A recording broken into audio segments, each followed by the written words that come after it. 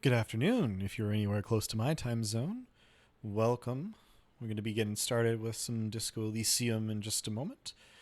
Uh, yeah, we've already got a couple of people in chat. I mean, anything so's counts, obviously, but is a mod.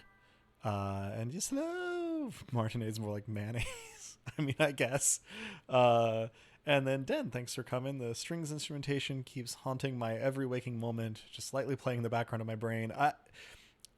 Hey, look, it's going around. If it helps, I too have this experience of the music in this game.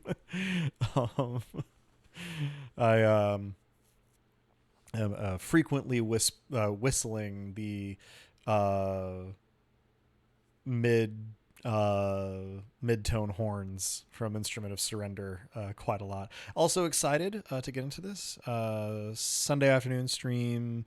Last week was very eventful and went for a good little while, and I'm looking forward to it presently. So, why delay? Let's get the whole setup going here and bop on over.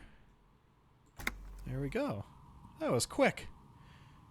Excellent. So here we are. We just ordered some cursed dice. They'll be ready in 8 hours, so at 1900 or 7 p.m. And in the meantime, think we are mostly going to be heading over to the church to see if the speed freaks have moved in peaceably with Soona just yet, and how that is all going, and if they can tell us anything new or interesting. But it also occurred to me in between streams that while we're on this side, it might not be a terrible idea to go look one more time at Rene's little guard booth. Because he was apparently there sort of like last and wasn't even wearing his uniform when he was up there.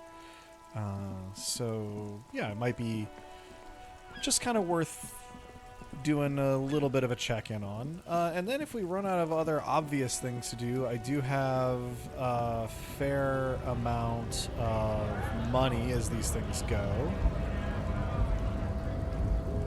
So I can, do a little shopping.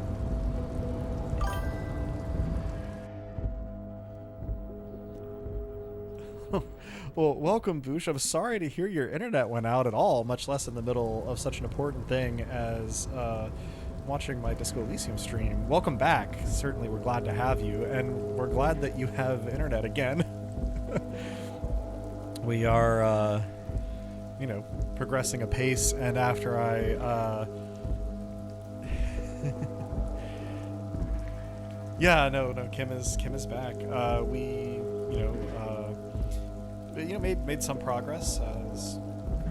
Just saying, we found out that Rene has passed from Gaston last time, so I'm going to check his little booth here before we run back to the other side of the waterlock and see how the speed freaks are settling in with Soona. Is kind of what we got in store for today. And in the meantime, I get to listen to slightly faint Your Body Betrays Your Degeneracy, which is always a bit of a treat. This is the Night Watchman's booth. The name on the door reads, Aww. René Arnaud. René left his uniform neatly folded on the table. Generally speaking, it would be dishonorable to take it, but then it looks like a military uniform, and wearing that is very honorable. So, a conflict of honor. It's up to you.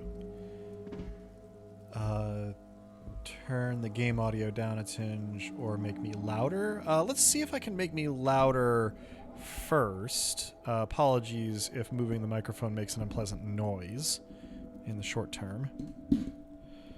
How is that? Am I a little bit more audible now?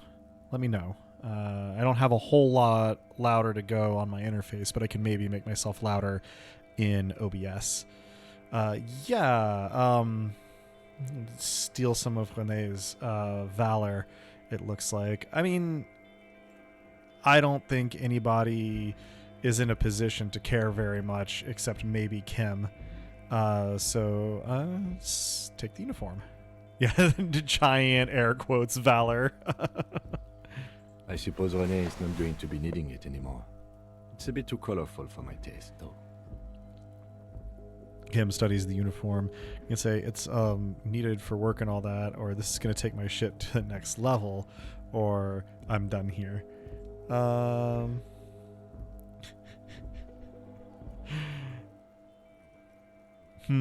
Yeah, I'm just done here. Fantastic. Try not to wear it with other similarly colorful clothes, okay? We are still wearing the silk dragon robe, actually. Come to think of it, I didn't really look at my fit. Well, let's look at what we got, and then we'll decide what we want to be wearing in the rain. Oh, it's two-part. So, +1 to Revacholian nationhood, proud nationalist. This beautifully adorned jacket of the Royal Carabineers has 3 stars on its shoulders and the word Capitaine written on the chest. Neatly patched here and there, it's impossible not to feel love for the fatherland when you wear it. And then the pants, Vigilance for +1 reaction speed. These pants are made from synthetic, lightweight fiber and designed to let the carabineers' legs and groin breathe. Red stripes are there to inspire courage, while the golden stripe symbolizes the patriotic flame in the wearer's heart. It's good to have some reaction speed when we need it, I suppose. Let me go ahead and conceptualization back up, having done all of our electrochemistry and... what was the other thing we needed from it? Volition, I think, when we were... Let's see. Authority, composure, let's do perception. Get our armored gloves back on. Yeah, for 2 interfacing. Okay. Oh, and then the shades. I need to put my prescription lenses back on. There we go. Kim internally, Harry, please, for the love of God, if you're going to do drag, do it well, please. Yeah. I personally would not trust Harry with much, so I can understand Kim's point of view here. All right, now we are dressed for orbs and XP once again, the 2 most important things. Yeah, let's head across the canal lock to be able to check in on Soona and the Speed Freaks, sharing space at last.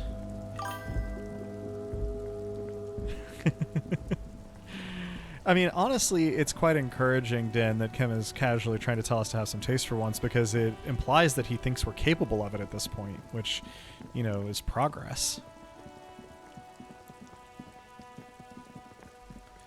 Here we go. I think I am going to have to talk to that mercenary posing as a scab eventually. I could probably stand to touch base with Evrard before he figures out that I hoodwinked him about the community center documents. Let's see. Kim wants some arm candy. Anything says, yeah. Oh, man. Let's see. All right, they're in the church now. I forgot the tense is gone. Nabush, I didn't catch when your what came in, so I was not 100% sure what it might be in response to. Oh, this place is looking fascinating.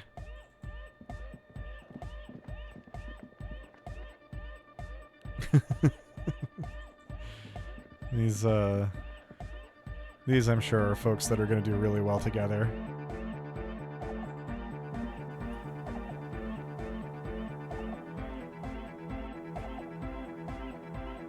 Awesome. Little party here. Yes, Soona, I'm saying that with your mouth. Let's Yes, start with... what is it? How's the project going? I see that your neighbors have moved in, but all I hear is anodic dance music. What? What did you say? She leans closer, eyes knitted together in a puzzled expression. You can barely hear over the thumping bass of anodic dance music. I said, how's the project going? I can't hear you! The music is too loud! There's a very apt They Might Be Giants song that this is making me think of. I believe it's called Man, It's So Loud in Here. She shouts, pointing at the enormous speaker that's churning out the sound. Okay. She shrugs and turns back to her radio computer. I'm gonna go see if I can talk these club kids into pausing the music so that I can communicate. What do you mean file not found is a great refrain for the anodic dance music? Yeah, it's a good point. Hey, Andre. Yeah, it's all set up, man. Can you already imagine 1,000 people in here? 10,000? He waves his hands in an unbelievably lame, non-hardcore manner. Harry has room to judge, I'm sure. Ecstatic vibrations, totally transcendent. And I've finished setting up the new compressor too. He looks at the imposing black box in the corner that's churning out the sound. Now the only thing left to do is the name of the club. Will you do the honors, detective? Oh, let's see. We can ask folks about the name of the club, provided they can hear me when I go to talk to them.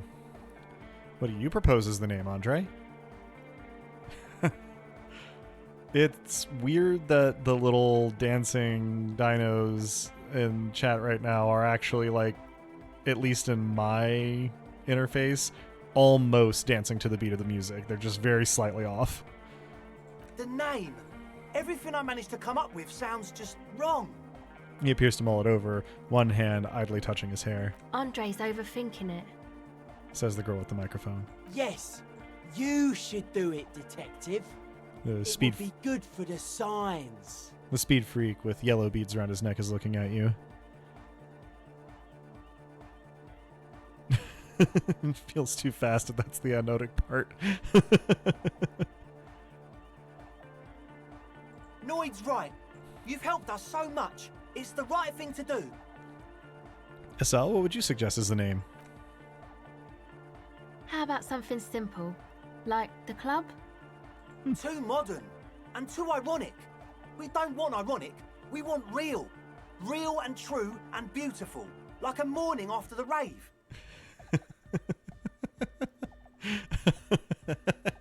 Dinos are, yeah, just like a touch out of sync. I'm sorry for pointing it out, but it grabbed my attention. Andre shakes his spiky head.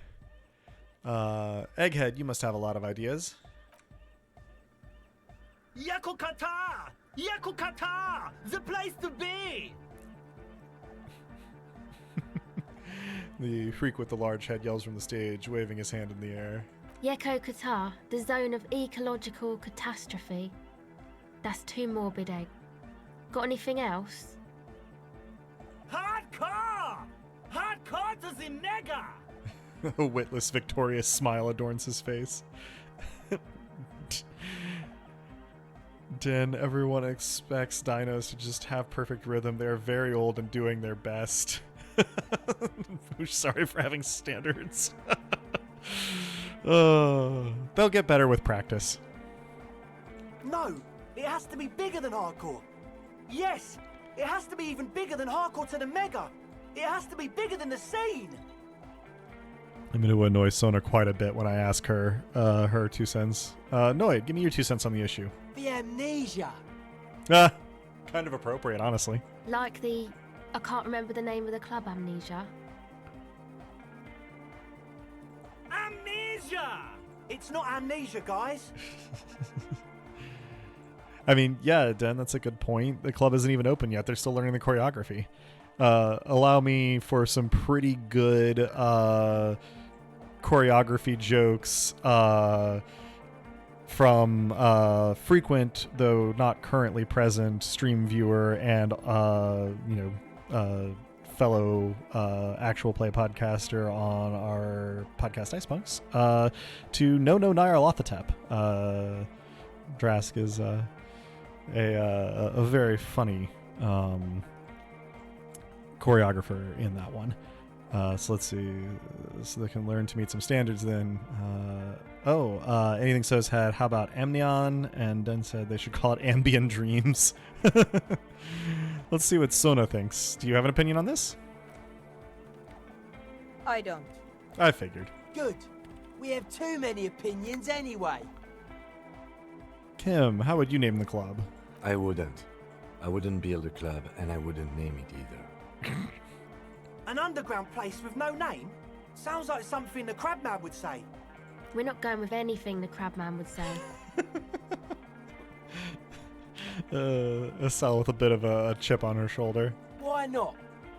The Crabman has ideas, Estelle. Ideas from another level of consciousness. I don't care. I don't like the Crabman, and I don't like his ideas. His ideas are spooky. Next, please.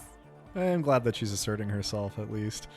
Yeah, then the last time the choreo went off perfectly and Elder God was summoned. And yeah, devastating to just Kim fans and gay people in general worldwide that Kim would not be at the club. All right, I think I've come up with a name. I haven't, but presumably Harry has. And yeah, then Kim is a library gay. You have? Well, what's the name? Andre stops touching his hair. So we've got Disco Elysium, No Truce with the Furies, and Revachol West. Which, if this was gonna be like a punk venue or something, I would have no trouble going with No Truce with the Furies. It is a bit of a mouthful, but gets the vibe right. As an hypnotic electronic dance place, Disco Elysium feels a little more ironic than they might want, but Revachol West is just a little too general. It's a little too vague. So I'm tempted to go with Disco Elysium and have the, they said the line. Oh, fascinating, Boosh. Option 2 was actually the name that the game was going to be called before the devs settled on Disco Elysium. That's fun. I like that, both as a name and as a factoid. That's fun. But yeah, I'm gonna do the turn to the camera and wink, and we'll call it Disco Elysium. If they accept this name, I feel like it's probably going to be about what they would get from somebody in his 50s who has not really been in the scene, and they might veto it. But we'll see. Disco Elysium. Like that DeLorean word for the world, you mean? Elysium. But Disco Elysium? Isn't it wacky? Disco's kind of gone, isn't it? Forgotten. She looks unsure. The past is the future, but the future is dead. Egghead gets it. No, it's beautiful. Beautiful and brave. Like we want it to be. And short. And memorable. It's settled then. Everyone welcome to Disco Elysium. A light beam washes over the dance floor, bathing it in violet blue. Andre breaks into frenzied dance-like motion to celebrate the name. Someone turns up the beat. This dance animation is very relatable to me. I probably should have gotten some savoir-faire hand-eye coordination gear on before this, because I have a feeling I'm about to try to outdance Andre. Observe his movement. What are you doing, Andre? I'm dancing. He performs yet another strange pattern of moves, but it doesn't look very cool or modern. Honestly, it looks kind of lame. That soft core gyrating is supposed to be dancing? We should talk about it. We should talk about your so-called dancing. Yes, my man. He jumps up and down with glee, his moves punctuated by the stroboscopic flash of the club lights. Talk? What is there to talk about if you can express yourself with moves? Yeah. Audio waves thump against your ribcage. The speaker setup makes everything sound much better, but the beat is still so weak.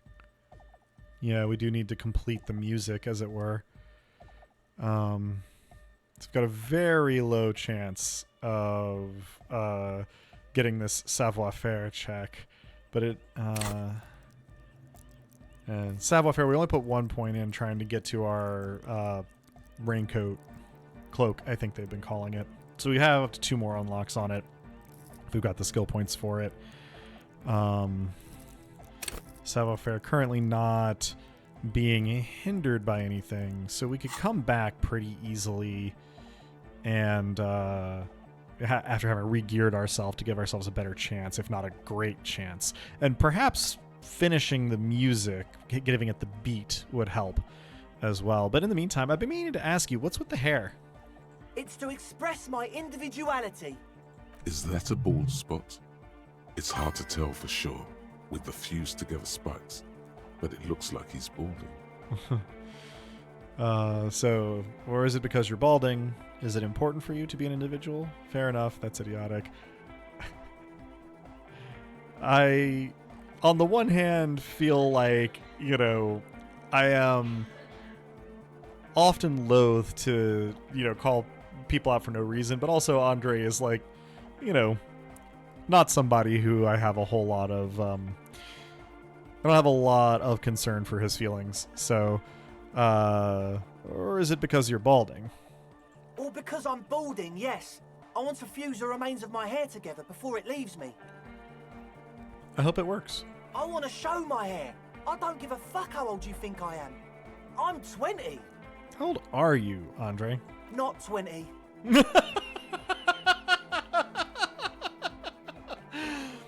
Okay, that was a very funny little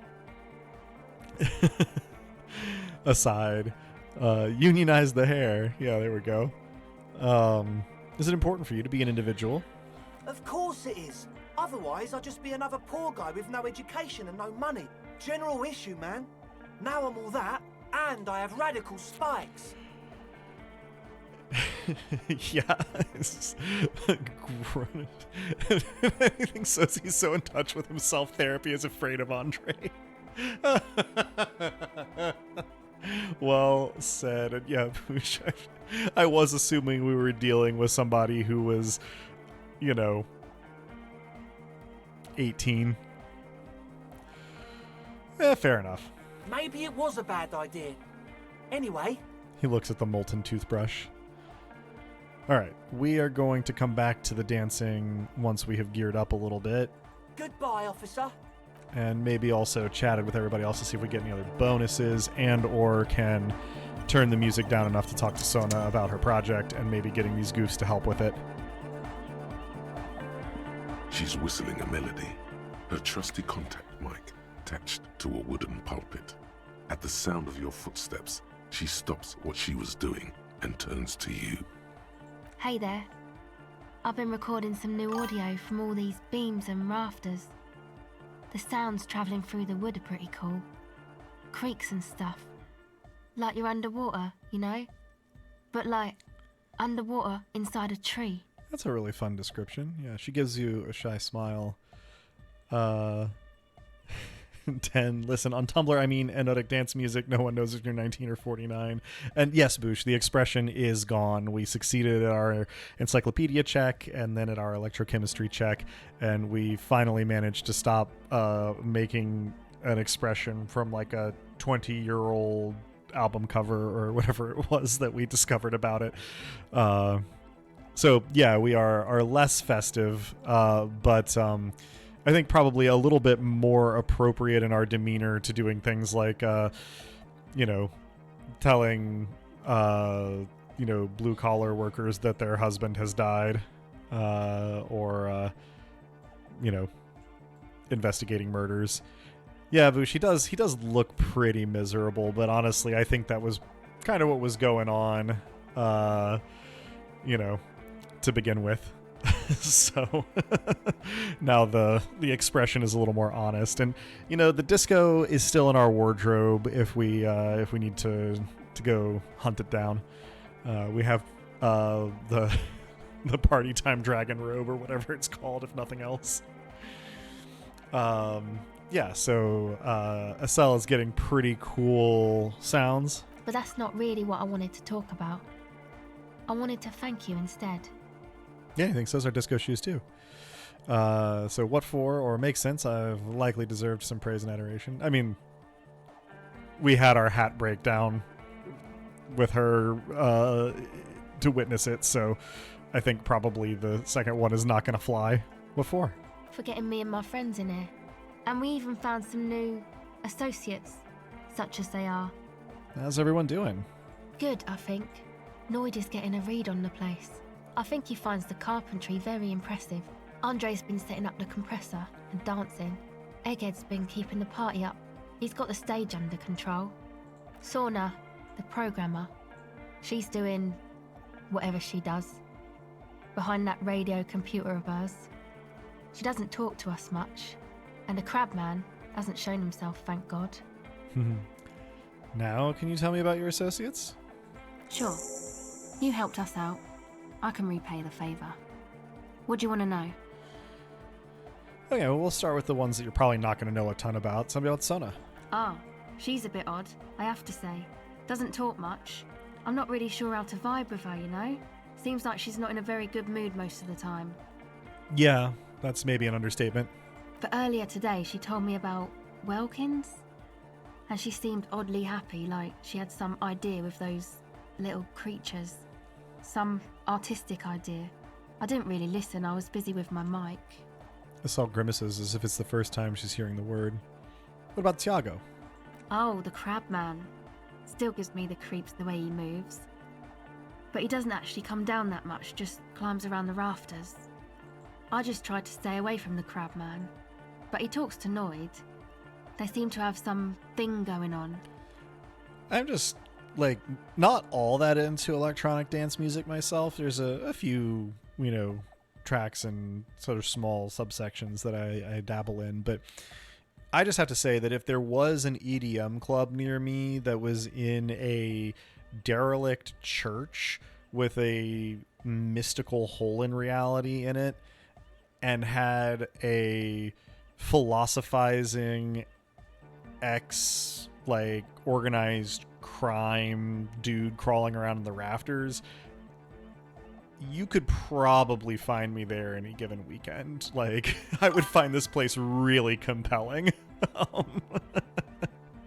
Yeah, anything so's would dance their ass off in that club. Yeah, I mean, it seems... I'm sure that once they, get going and start serving drinks or whatever, they're going to be like $30 for a cocktail. But, I would just smuggle in a flask and vibe for an evening. Oh, he talks to the Noid? What for? Fair enough, Boosh. Kim's not there. You're not interested. I bet I could talk Kim into coming every once in a while when it was chiller or earlier in the evening. Harry might not be able to, but I'm built different. Beats me. Noid said they get along somehow. They're both crazy enough, I guess. What does he do up there? Who knows? He doesn't really answer our questions, see? Not that it's easy to ask them. What are we supposed to do? Yell up at the tower? Boosh, your skepticism is noted, and I mean, I guess we'll never find out since Kim is unfortunately a made-up computer man, but I don't know.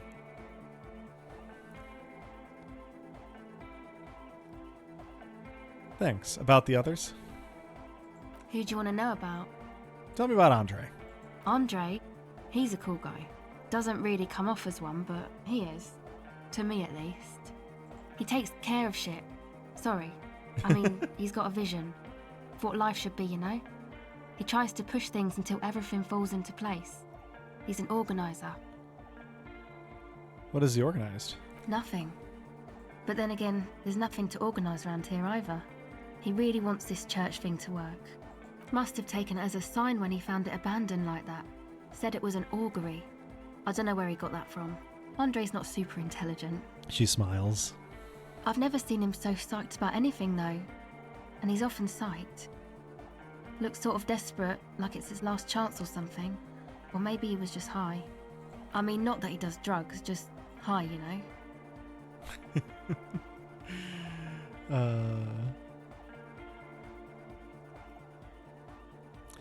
Yeah, Boosh generally think Harry, at least with a high trust stat, could convince Kim to go damn well anywhere. I mean, fair enough. I don't know what our trust with Kim in this playthrough is like. I guess I haven't tried to push Kim a lot in this playthrough, and his skepticism sort of dripping off a lot of his lines maybe has me underestimating Harry's abilities in Kim wrangling. So, just high on life, on his mother's love, or relax, girl, we're police officers, but we're corrupt, rotten to the marrow. You can tell us about drugs and shit, I don't give a fuck. Yeah, Boosh, I kind of figured that we were, in fact, going to find out where we stand with him eventually. Let's see. Hi, on life? Yes. Anyway. Is Andre your boyfriend? Yes. Tell me about the others. Who do you want to know about?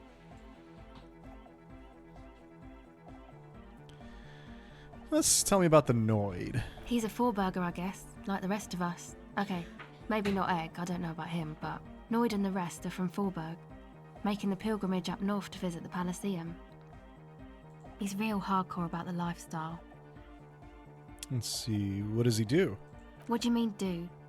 Like for a living? No, woman for breakfast, of course for a living. I mean, yes. He's a carpenter, trained and all. He's very good, he just doesn't have the mindset to work like that, in a shop somewhere. What kind of mindset is that? He abides by the hardcore, sir. You would have to ask him yourself. And you? Sir, I abide by the law. She gives you a switchblade smile. Good turn of phrase. A strange feeling. Every now and then, something feels off about the way she speaks. She doesn't change tone, but you feel as though there's more about her than she lets on. Then says, Kim will go to make sure Harry is safe, and because it makes Harry happy, just requests that we don't dedicate more than 1 to 3 karaoke songs to him per visit. Yeah, that sounds delightfully plausible, Den. What is this pilgrimage you're talking about? It's just something poor Forburg kids do every spring. To pass the time, we walk the entire length of Boogie Street, up to Jamrock. Or as much as possible. Why wouldn't it be? I don't know, man. Have you been down Boogie Street? It's a little bewildering. So let's say I haven't been down Boogie Street, or, oh, I'm sorry, have I not told you I'm a raging alcoholic who recently drank himself into an oblivion so deep he can't even remember what sounds like the biggest street in the city? Let's maybe not overcomplicate it. We've already given Estelle kind of a lot to deal with, so let's say I haven't been down Boogie Street. Okay. Then you should go and take a look, I guess. Boogie Street is cool. It's got a lot of immigrants and all kinds of different people. So let's see, I might just do that if I make it there alive, or it's unlikely I'll make it there. Chest pains, need to continue drinking, but thank you. I mean, yeah, I might just do that if I make it there alive. Yeah. I hope you do. Actually, tell me about the others. Who do you want to know about? What's the deal with Egghead? What do you mean? What does he think he's doing when he yells out that stuff? Oh, that. He's the party boy. Well, what's a party boy? And Nordic music doesn't really do vocals in the traditional sense. Vocals are thought of as rock. That's to say they're a bit backward. No offence if you like rock music though. Rock music's cool by me. Pachoo, swish. Your credentials as the resident future man of Revachol are being questioned. Show her you're hip with the times, Gramps. Conceptualization, I don't know if you've really got it currently. Goddamn right, rock music is the coolest. Rock music forever. Or, no offense taken, go on, or you don't have to tell me rock is backward. I'm the future man. I abandoned rock in the 30s, stupid rock. I mean, we are more disco, but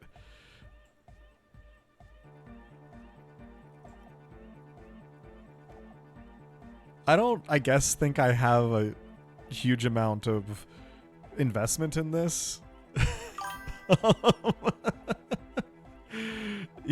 Yeah.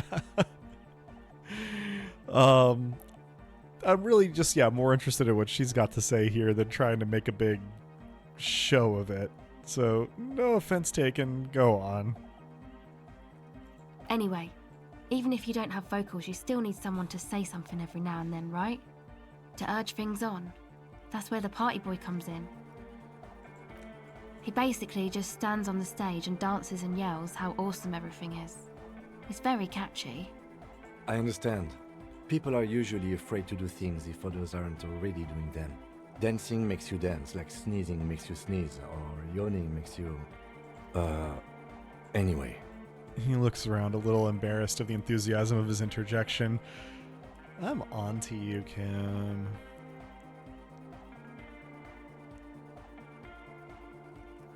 Hypnotic dance music is reminding anything so's of like New Orleans bounce. I mean, yeah, actually, that's a reasonably good comparison that I hadn't thought of. Yeah.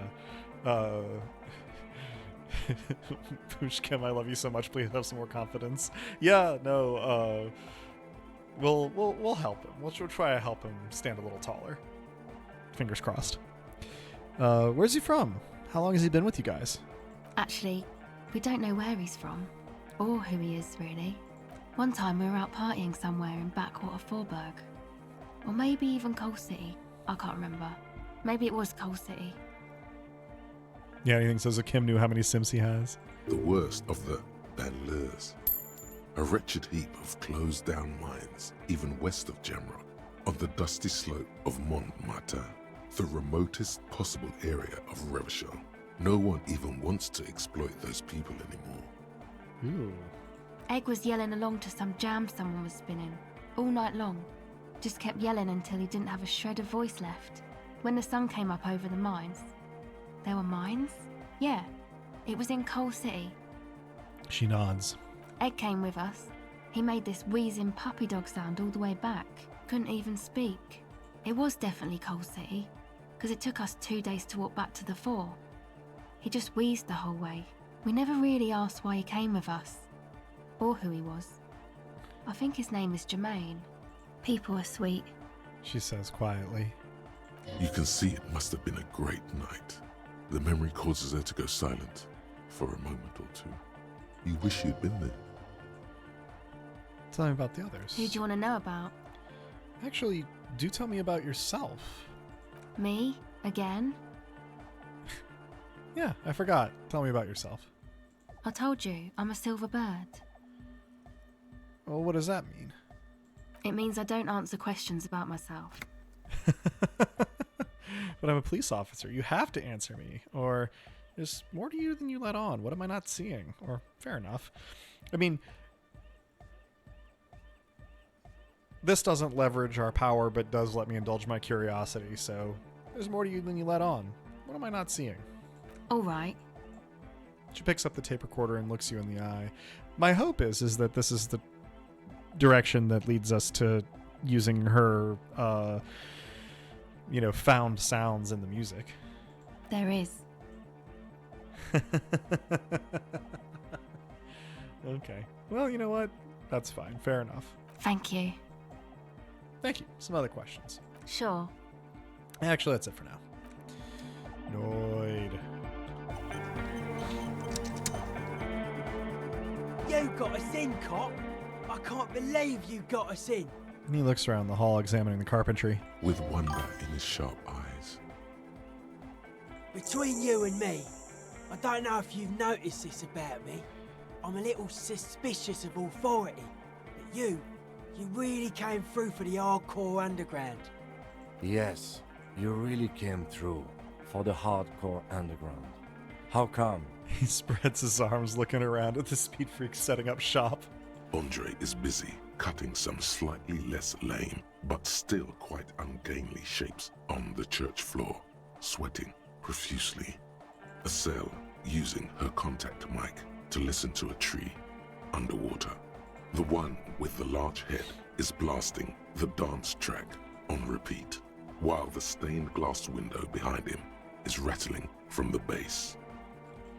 These kids got spunk. I admire that. Better here than in that tent. Shrug, it wasn't safe. Or I'm genuinely into the hardcore lifestyle. You wouldn't understand. Or I'm a corrupt cop, Kim. This is a corrupt scheme. Or I did it for mankind. For all of mankind. And yeah, anything so's. We are creating an optional space for the youth center kids. Since we sabotaged the corrupt youth center, we better have some place for them to go. And we made sure, staring meaningfully at Andre while I say this,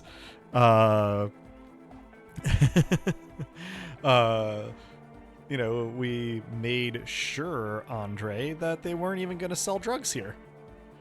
And yeah, Boosh, glad we could clear that up. The youth center does have the paperwork does have Lillian's signature on it, but the other signature is Idiot Doom Spiral. So not gonna pan out. Yeah. Then we are providing a third space for at-risk kids, and look, anything says. Look, no one will sell drugs here. Meaningful glare at Andre. Soona's gonna sell drugs and ruin it. I mean, if it helps her get her little welcome game off the ground, then, I mean, is that really a crime?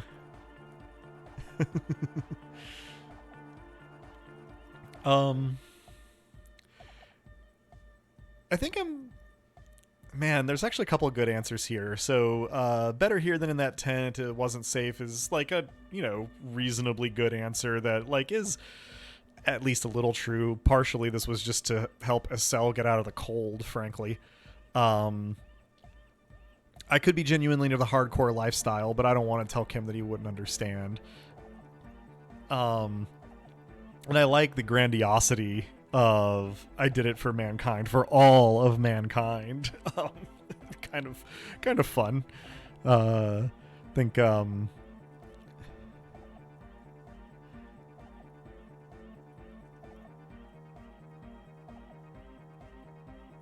it looks like Den maybe voting for number 2 here, which is this one that I don't have an issue with.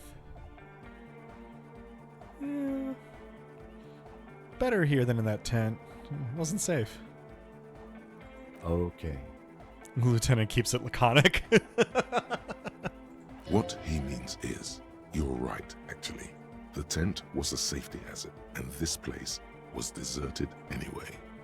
Yeah, Boosh, when I was very first starting this, I was looking into the extension because it would allow viewers to vote, but I've gotten it as far towards working as I can. It shows up in my little like stream manager overlay. I can click on the little box, but it just doesn't seem to do anything else. It's got just generic extension options. I mean, I guess while I'm sitting here, let me just, because I can see that, and it says visible, yes.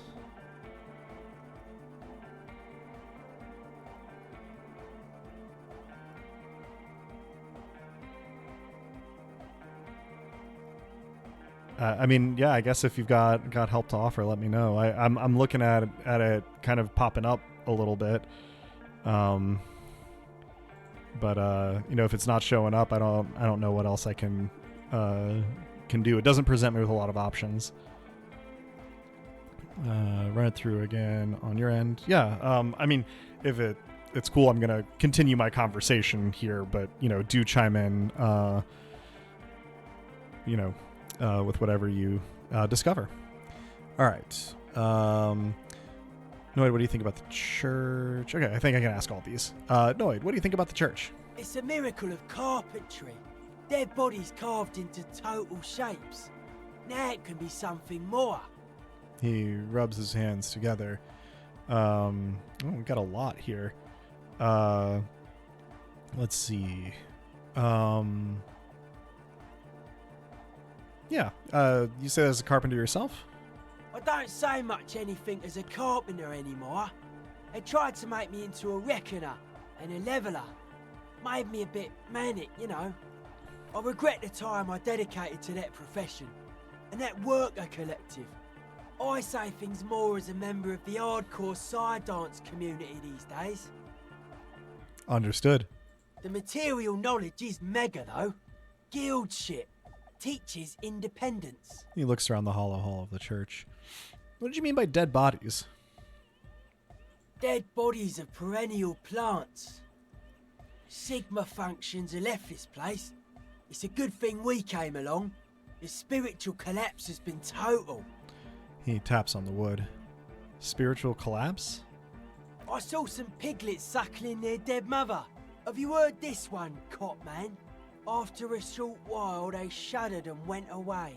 He continues without waiting for an answer. They had sensed that she could no longer see them and that she wasn't like them anymore. What they loved in their mother weren't her body, but whatever it was that made her body live. Mm-hmm. End of quote. This is an high-quality carcass. The power of anodic beats and hard bass is needed to reanimate it. This is deeper than I thought we would be getting here into lore of the setting, as it were, but I guess I should have expected it from the Noid. He always, struck me as sort of reflective. So first, where's that quote from? Or what you're saying is you're not a big fan of the Inacentic system, or what you're saying is religion has stopped being hardcore, or what exactly are you saying? So first, where's that quote from? A Sarais man who lived a long time ago, an ancient hardcore brother. So what you're saying is religion has stopped being hardcore? It never was. A 3,000-year-old regime of history, built by hundreds of generations of self-appointed intellectuals. It's false to the core. He looks around. The way he says it, the force in false core, is investing 20 kilotons of disgust. You think so is my hardcore brothers and sisters in Christ. But you guys said the Ecclesiastes were all about love and hardcore before, remember? I even agreed with you about the Ecclesiastes being okay with this. You proposed dance music will supplant this system. Yeah, but you guys said the Ecclesiastes were all about love and hardcore before, remember? I only said unity. One word. Figures of authority always misquote you. And he points to his friends. Andre doesn't care about the Ecclesiastes. He just wants the operation to run smoothly. And Egg is a demi-beast. You shouldn't listen to what people say. You should listen to what they are. Interesting theory, Noid. Okay, so we've got extension config, copy and paste the code, and very bottom of the options is Twitch integration, input code, then press connect. I mean, yeah, I have done that part. Because, yeah, I have the code, like, connected to the game already. But what I'll do is when it comes time for me to take a little break, maybe not especially soon, but at some point in this, I will kind of just double check and see if I can like reaffirm the connection between the game and the extension, and just see if maybe I did something in the wrong order, or need to re-enable a setting, or just let it refresh a setting or something. I'll see if we can't do that when it comes time for me to take a little break. Thanks for going through that though and checking on it for us. Do appreciate that. And yeah, if I can't get it to work, no loss. If I can, awesome. Let's see. I even agreed with you about the Ecclesiastes being okay with this. But were you wrong? The founding party is okay with everything. Look around. They don't have enough love for the human crew to oppose anything anymore. We're on our own. He spreads his arms. That's still a lie.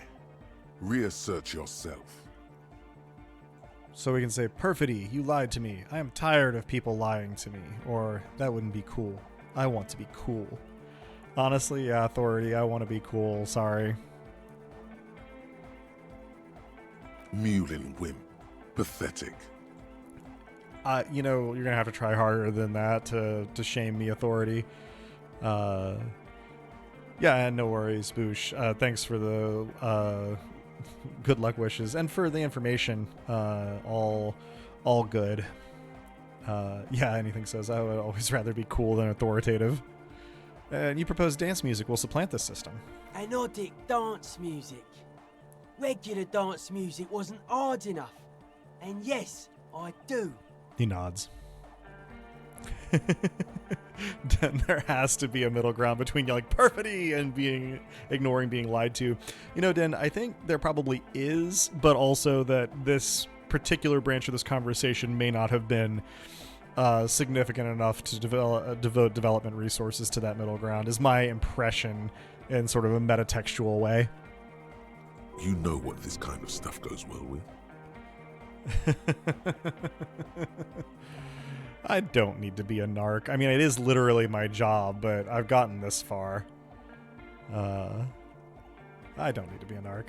Your pleasure response was more like, just wondering if he has any. Yeah, I figured that was why you were speaking up electrochemistry. Bush's next suggestion is taking the game by the shirt collar and passing an authority check. Yeah, I've got a number of authority checks that I could probably stand to pass with both this software and certain elements of my hardware setup. I'm getting increasingly paranoid that the video card I have no chance of replacing if it goes might be on its way out. But, you know, knock on wood. Let's see. How old do you think this church is? Over 300 years? That's right. The first settlers built it, plus 6 more like it, on the coast here. Was one of the first things they did. Must have been really scared of something, but I understand. Alone on an uninhabited archipelago, forced to face themselves and nature. Pre-industrial quantities of solitude, the sea, perhaps something more fundamental. He means something paranatural. He must... I would want to build a safe place for myself and my own as well. His voice echoes in the wooden cavern of the church.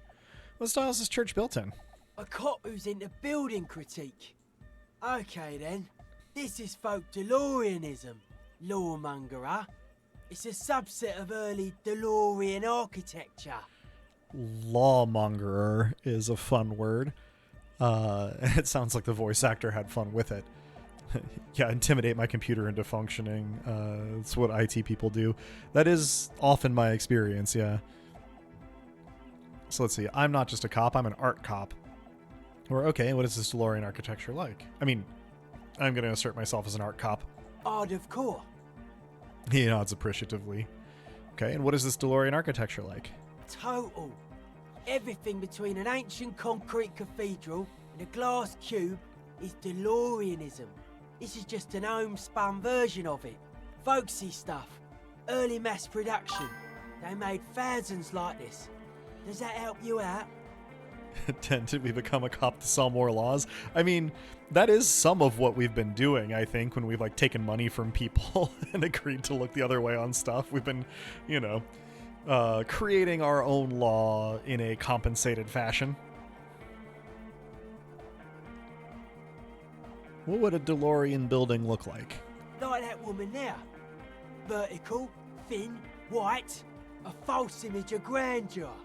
The source of the system is up there. You're at the bottom. They really dug that power vertical. He nods towards the stained glass window. Like to show off large and intricate structures. Arches, spires. Put you down with them. They were really into painting everything white too. Virginal shit, you know. Marriage shit. Virtue and tyranny. Oh no, he said the M word. Yeah, Dan, no, I follow. We mong something, we sell it. Yeah. And so the free market flourishes or something. Yeah, exactly, Bush. So let's see. Marriage is shit. Yeah. Or, hey, marriage is great. Marriage is sacred. Or this church isn't painted white as far as I can tell. Honestly, the pedantic thing is the direction I'm inclined to go here. This church isn't painted white as far as I can tell. Stands to reason it used to be white on the outside before the sea wind took all the paint off. I mean, I suppose so. How do you like the glasswork? Point to the stained glass window. I have a feeling we're going to get more of the same. I don't. Fuck her giving me the evil eye. That's her innocence, Dolores Day, mind your words. Or I'm getting some real negative vibrations from her, too. Or you wanted to get inside the church and now you don't like the stained glass window. Yeah, I'm getting some real negative vibrations from her, too. No wonder. We have to get rid of it. Dismantle it. Can't dance with a giant mass murderer looking at ya. Not a good look for the club. Mellow, man, mellow. No one's a mass murderer. This is a house of love. Yells his friend.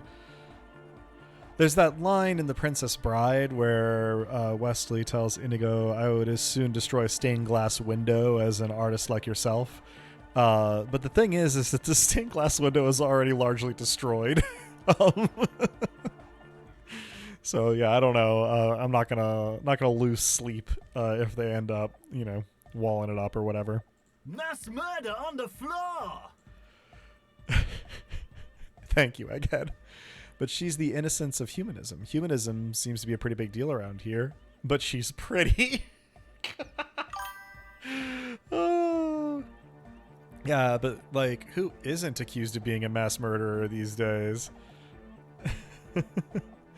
I do feel there's something terrifying about her. Isn't she supposed to be an embodiment of the world spirit? Or would you say she was, human? Or, yeah, I'm done talking about her. I don't want to think about her anymore. Yeah. I only just barely spotted. Thank you, Egghead, getting flagged for bullying for you, Egghead. Yeah, Twitch is wild. Let's see. Would you say she was, human? I like this question, Cop Man. She did not live the life of a human. She lived like someone who's playing a game. The life of an operator. The young man stretches his rib cage made of suspenders. That's not the life that humans live. She was adored. Humans aren't. I don't know about you, but they hate me. And they do not think I'm innocent or some shit like that. So, yeah, they hate this too, point to yourself. Or, I don't know what you're talking about. I have thousands of fans. I am surrounded by love and support all the time. Or, she was a player. She played us all. It's just a game to her.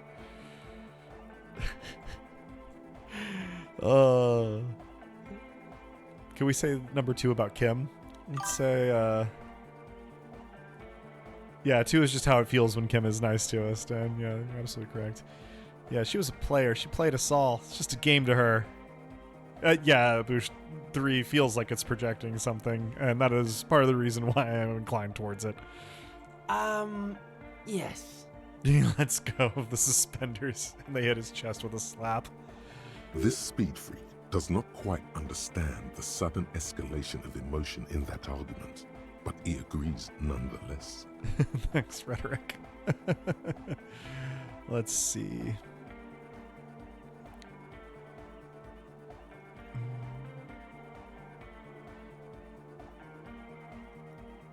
Yeah, I don't.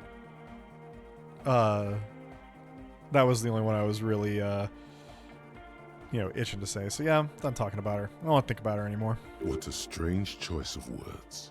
Thanks, Frederick. Caustic, overflowing with negativity. That can't be healthy. What's happening here? Why do you keep coming back to this window?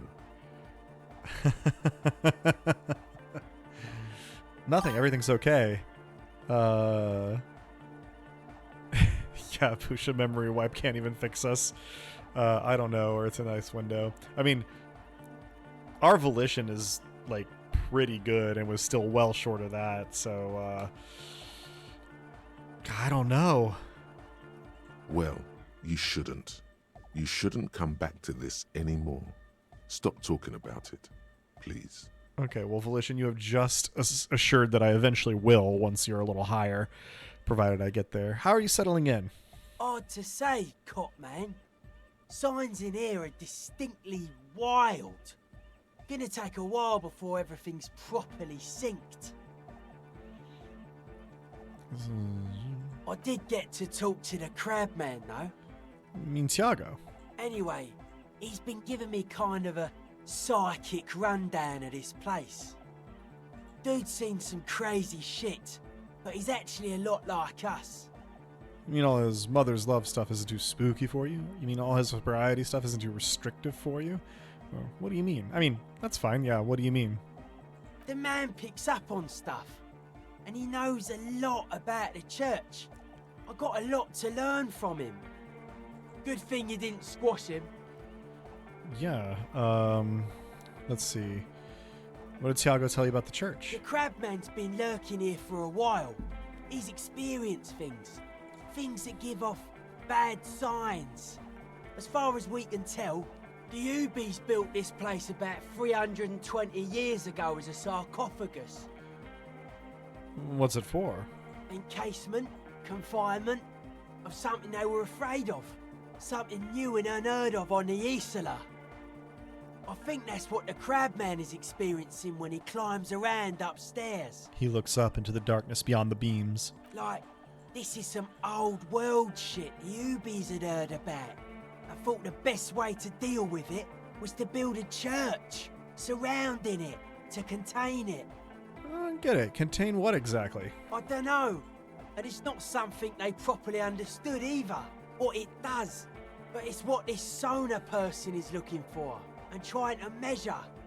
He nods towards the woman. It'll be fruitless though. She won't be able to measure it. People like that always want to measure everything. All those things they really can't.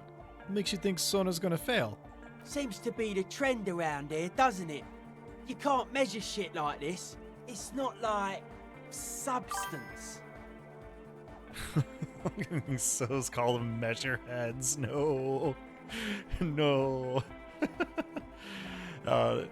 Apologies, Boosh. It does look like I have a greater turnaround from what I'm doing to when your responses to it come in. So I have usually proceeded a little ways apace before, getting your feedback, grabbing the spray bottle. Yeah, our resident mod does need some enrichment for their enclosure. Let's see. I found a doomed commercial area in Martinez proper. Maybe it's the same thing the Ubius were trying to contain. Or, well, if it's without substance, then I guess there's nothing to worry about. I kind of am resisting becoming obsessed with the doomed commercial area, since it all seems, explicable and our dice maker is doing all right. But I don't know, I like hearing Noid speculate, so yeah, I found a doomed commercial area in Martinez proper. Maybe this is the same thing the Ubius are trying to contain. Like a concentric ring spreading out. The struggling villages. The young man rubs his chin in silence and mumbles. And that is what caused the communards to fail in defending the beachhead. Yeah, a lot of failure has gone down around here. Think there's any merit to the theory? I don't know. Maybe, maybe not.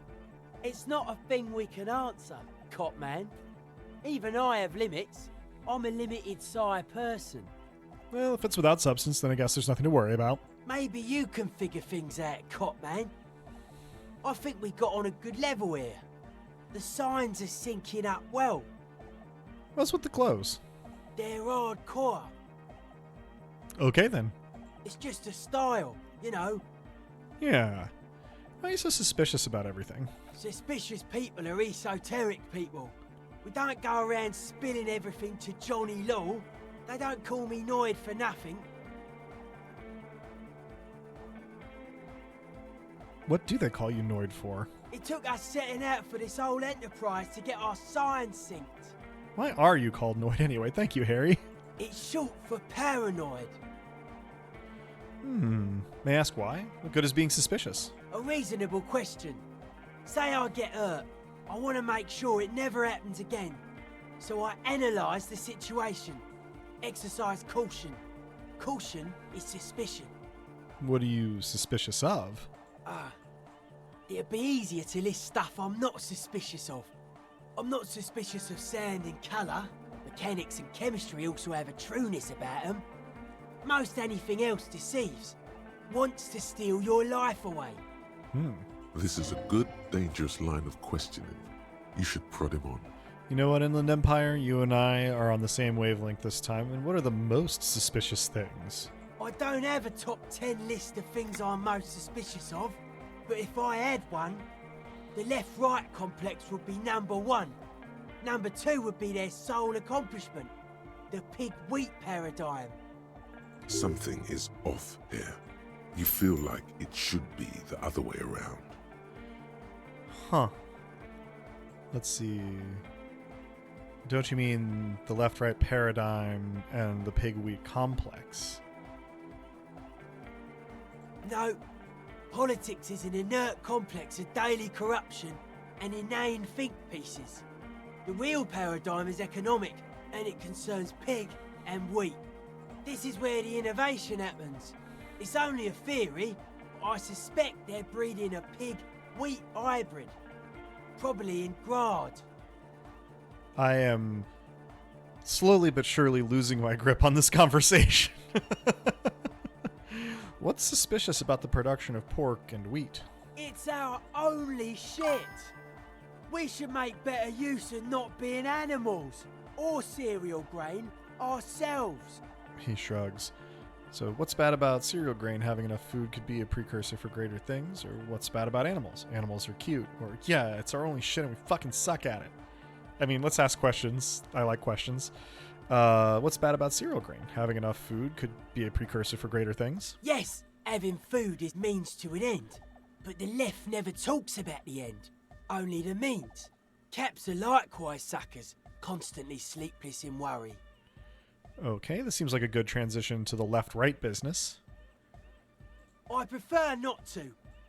Both ask the wrong questions. Any spark of light from either one is accidental. Their combined movement's only concern is producing enough pig and wheat for everyone. The end goal of humanity. The original mistake was assuming that words have more being than bodies. That's what led us astray, far from our true lives, but we may yet find a way back. Whatever this true life is, you feel it's the real centerpiece of this mythology. If I'm following this at all, it seems like Noid is a spiritual materialist. It's a little confusing.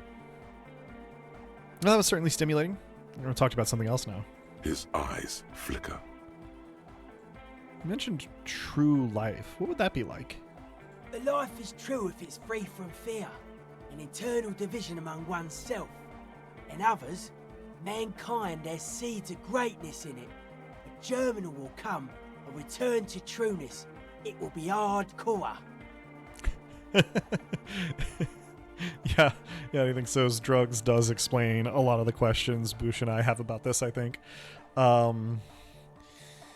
Life is true if it's free from fear and internal division among oneself and others. Mankind has seeds of greatness in it. A germinal will come, a return to trueness. It will be hardcore.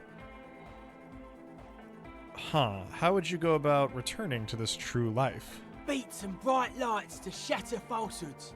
Nerve impulses for the collective body. We are very much alike in basic structure. An hard enough beat would awaken everyone to a truer calling. In unity. Just like that. The speed freak is right in your face, his eyes burning. His comrades look on worriedly. The young man is dead serious about this. Rejection of the right-left axis.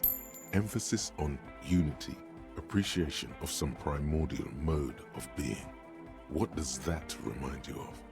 Sort of like fascism, then, only in desperate need of some MDMA? Nationalism, militarism, racism, and emphasis on a leader character are totally absent in hardcore. The words echo through the church majestically. So let's see. Fair enough, just make an observation, or I didn't mean it as a bad thing, or but shouldn't the ones that are more hardcore rule over the ones that are less hardcore, offering them guidance? Some sort of EDM fascism bodhisattva? Is that what you're proposing there? Good lord.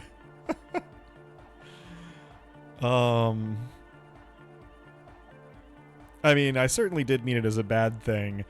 I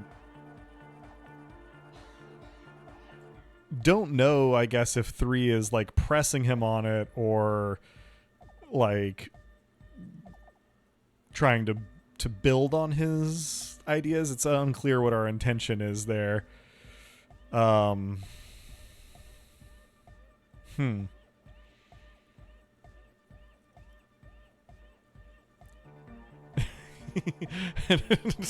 Boosh, Harry, no, get these too far apart. He's a bad influence on our cop. I mean, Kim seems to be maybe, well, Kim and I guess maybe Lena, the two good influences so far.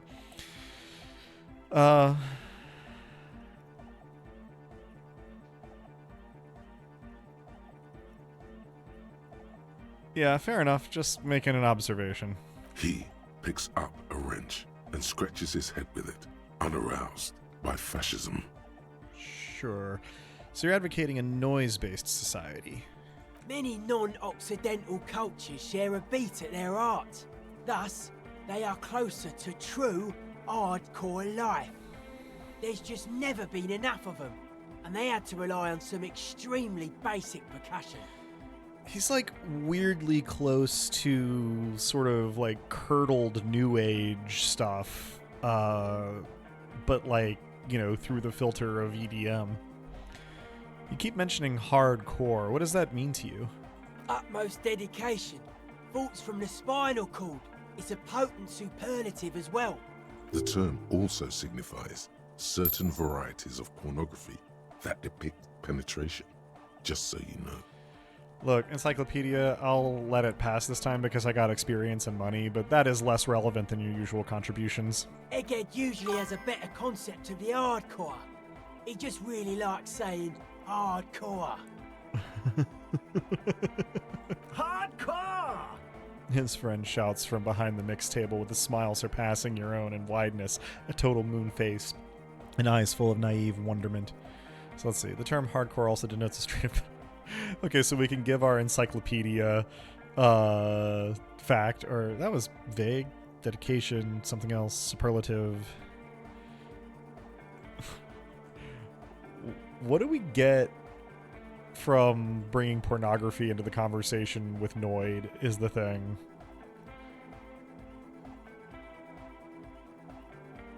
Boosh, nothing. Yeah, that seems about right. Yeah, that was vague. Dedication, something else. Superlative. Anything so that'll make him think you're super cool, hip with it. Yeah, I'm sure that would be the case. Maybe you're being too specific about it. Try consulting with your spinal cord. Yeah, alright, let's change the subject. Oh yeah, sure thing. Internalize the hardcore aesthetic. Don't just nod along, really feel it. I think we are pretty well maxed out on our conceptualization. Let's see. Hardened up your ledger. Caught the key. Analyzed the beat. Paracarnassianism is love. Nice. So we got even odds, and we can try to unlock through further conceptualization. Then asks, how old is Noid? It might be illegal in their state for you to discuss Encyclopedia's input with him. I mean, fair enough. It does seem like these folks are a little older than they act, but or at least Andre is. Yeah, let's roll the dice on conceptualization here. Aggressive, No. monotonous, but also somehow sacrum, primitive, yet futuristic, like a machine man. Nothing exists but the here and now. All are one purpose. All you've managed is a list. The parts don't form a whole. We did get remarkably close on that.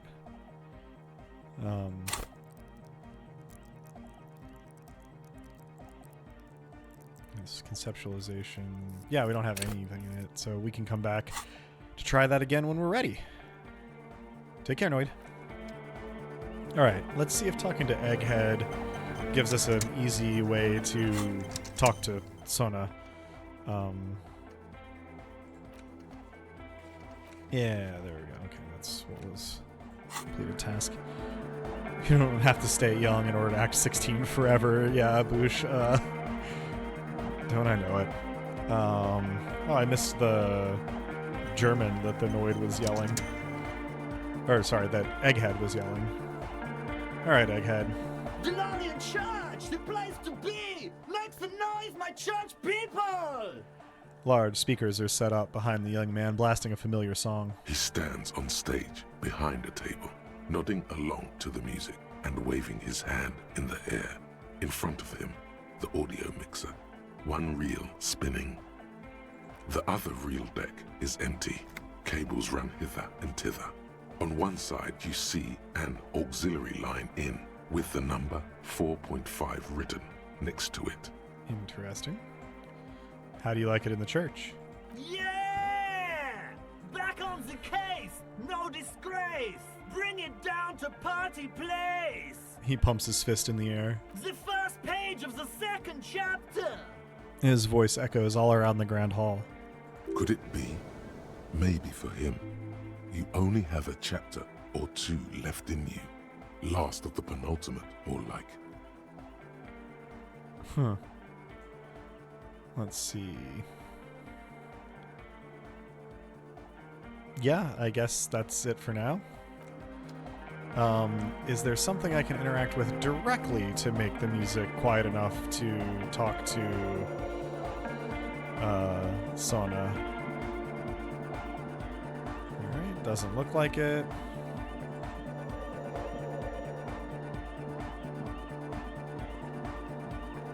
Well, let's see if we can't push through a little bit.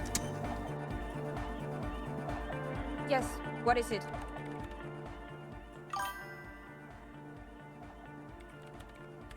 I might have other dialogue options. Boosh, let's find out, I suppose, one at a time. What?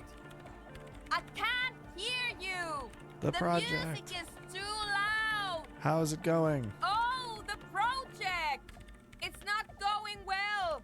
Her face lights up for a second before she gives you an exaggerated head shake. Why? There's that guy! I need him to plug a 3.5 cable into the auxiliary input so that I can route the audio signal through the mixer into the speakers. Oh boy, that's a lot. She points to Egghead, who's raving behind his turntables on a brightly lit stage. Need him to plug a 3.5 cable into the auxiliary input. Why don't you just ask him? He doesn't listen to me! He only ever seems to care about hardcore and Yekukata! A place to be, apparently! I'll speak to him, see what I can do. Thanks! Maybe you can get through his magic rhymes! She does jazz hands to mock him. Let me know how it goes! Right, will do. Alright. Egghead. Good Buddy. morning! Yeah! Hardcore! He waves his hand in the air. The words echo magnificently through the nave. Egg, can you please route Soona's signal through your speakers? To the mega! Yeah! I can route it through auxiliary! What kind of a cable does she use? 3.5 or 4.5? It's 3.5, no doubt about it. It's on the ground. Point to it. Oh, she uses 3.5. Yeah. The auxiliary lining is 4.5 millimeter. These two don't mix. Ooh, yeah, Den. What if her signal is the beat we needed? I hadn't thought about that. I was too focused on what Acel was doing. Oh no, we're going to be in this church forever. Kim has known an audiophile or a sound guy or something. I can tell. The lieutenant closes his eyes. Don't worry, I have an adapter for it right here. He searches for the cable on the ground and picks it up, looking at the jack. Yeah. Oh. Kim, we just have to hit a Radio Shack for an adapter. Yeah. You know, used to be there was a Radio Shack just about an hour from where I am. I guess that would have been about 8 years ago now. It was the last Radio Shack I ever saw open, and it is closed now and has been for some time. Hopefully Martinez is doing a little better Radio Shack-wise. Hang on. This is a 4.5. We're all good people. I have a feeling this isn't actually going to be what Soona wanted, but whatever. With a grin, he sticks the plug into the auxiliary line and you hear a satisfying click. Whoa, thank God. That does noticeably degrade the sound quality. Thank you, interfacing. Our own personal audio file just hanging around in our head. Great! Someone got through to him. Okay, let's get it all set up. Can we turn the music off, please? Egg, the music? Everybody! Everybody! Don't panic! I'm going to turn off the on for just a sec for a special scheduled event. The young man shouts as he clicks a switch on the mixer. You know, Boosh, yeah, disco music deserves good audio. Makes sense Harry knows some things. I guess my point is just that the threshold for noticeable changes in quality is pretty different from person to person. And the people who can detect it tend to be, you know, the ones who are doing the audio stuff in the first place. And so, you know, having done sound guy work before, I mean, I guess now I kind of do some light audio engineering, you know, for podcast stuff too, actually. I'm largely talking about myself here with the audiophile stuff, but yeah, it makes less of a difference to lots of others. But you know what? It does make sense that it would make a difference to Harry. So for a special scheduled event. The honor will be back, but we're doing something else for one moment. All right, go tell her that Egghead is ready to rave to her tunes, and then I'll turn off the music. He turns to you. All right, Egghead. Let's go see. Yes, what is it? All right, I talked to Egghead. He plugged in the cable. You can now unmute your speakers. Poosh, all I know is anyone playing music from a phone when they have a speaker right there has lost all respect. Yeah. Yeah. No, I'm with you there. You know, unmute your speakers. Okay, but think you can ask him to turn the volume down a bit? Just in case. Ooh, I don't know how he's going to feel about that. She seems hesitant, her eyes still fixed on Egghead. Maximum! Shouts Egghead, a great smile still adorning his face, larger than a red dwarf star. Maximum is the only way! I have a feeling that the window is not going to like this.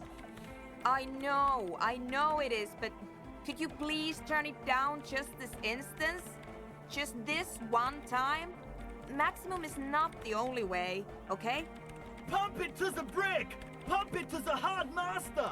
There's no other way! Glue style! Yeah, 10. If we combine the size of Eggy's smile with Dosk's eyes, we'd get something remarkable for sure. Glue style? Okay, there literally is no other way. The mixing desk is glued to maximum. I should have expected that from Egghead. I just thought he was being figurative. All right, let me go get some pliers and maybe I can crack the glue. See? He pumps it to the hard master. It's hopeless. She turns to face you, ready to give up. Let's see. He used all the super glue and Revachol. I would believe it, Dan. I would believe it. So why do you want to turn on the volume? I think what Egghead is trying to say is that the volume button is stuck on maximum. I mean, I think we could probably do both of these. Why do you want to turn down the volume? Because I'm afraid that something might happen. It's an unknown phenomenon. We can always turn it back up if there's a need. She turns to Egghead. Can't turn down the hardcore! I think what Egghead is trying to say is that the volume button is stuck on maximum. Of course it is. She shrugs, consigned to her fate. Yeah! Permanent enlightenment! Ray of sound! I feel like there is a spin-off podcast waiting to be made that is just like a talk show between Noid and Egghead. Never mind then. Let's get on with our project. I'm going to unmute the speakers on a count of 5. Everyone ready? She looks around the church. Egghead pumps his hand up in the air, waiting for the beat to drop. I have a feeling the beat is indeed going to drop, Born ready. says Andre.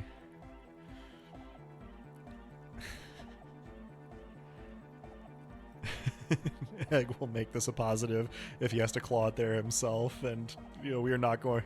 We are going to burst your eardrums. You should not be this enthusiastic, buddy. I think if anybody was going to be enthusiastic about burst eardrums, it would probably be Egghead. I'm wondering if I don't have some earplugs or something that I can put on Harry, though. Ready. Yells Noid. Yeah, Andre's doing the same choreo as the dinosaurs. Well observed, Den. I'm ready if you two are detectives. The lieutenant nods stoically. That's about the best response we could have hoped for from Kim. Suddenly, your palms are sweaty. The church seems cold and large, somehow. I mean, it is both of those things in Inland Empire, and I don't think I really have anything that would help in this instance, so okay, ready. 5, 4, 3. I appreciate the clicking continue for each part of the countdown. Makes it very momentous feeling. 2, 1. Mute disengaged. She lifts her hand from the keyboard. Complete silence fills the room. No wind outside, no waves, no floorboards creaking. Total, continuous silence. This is unnatural. Do we get to amplify the supernatural silence? The woman looks around. In the silence, you see dust move on the floorboards. The driver of the speaker vibrates in the air and then stops. Plasterwork begins to crumble down the walls. Oh, good. In the silence, a low hum starts creeping up your spine. It's a song inside you, not in the speakers, not in the room. A great bass sigh in the basement of your mind. Slowly, it builds until the air around you starts to vibrate. Kim going for his gun in the animation. It will devour everything. The floorboards, the glass, the streets and the people. Nothing will remain. Guys, what's going on? There's alarm in the man's voice as he steps back to scan the surroundings. A slight rattle like crystal clattering in the cupboard fills the air, joining the chorus. It's getting louder. Says Noid, his eyes riveted on the strange circle of water basins. In the basins, the water looks like it's boiling. Ooh. What's a cell hearing in the contact mic? Hosiana! Mother of Mega! You hear Egghead yell, then something else, but his voice is growing faint. In his mind, a tidal wave approaching from afar, swallowing entire coastlines on its way. Salvation. He's peaking, the worst high he's ever been on. So, hey, what's that weird rattling sound? Or it was in me at first. Or I've never heard anything this hardcore in my life. Oh, that's actually pretty fun. Yeah. Dan, good bass will make your soul vibrate. It's true. And how many times is this game going to reference Nightfall?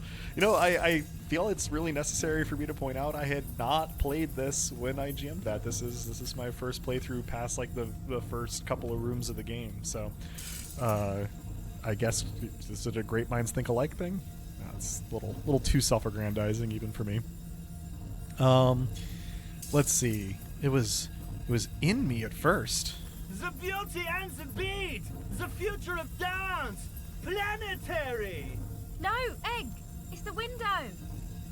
The glass shards around Dolores Day's vacant heart appear to be vibrating from the sound. It almost looks as if she's alive.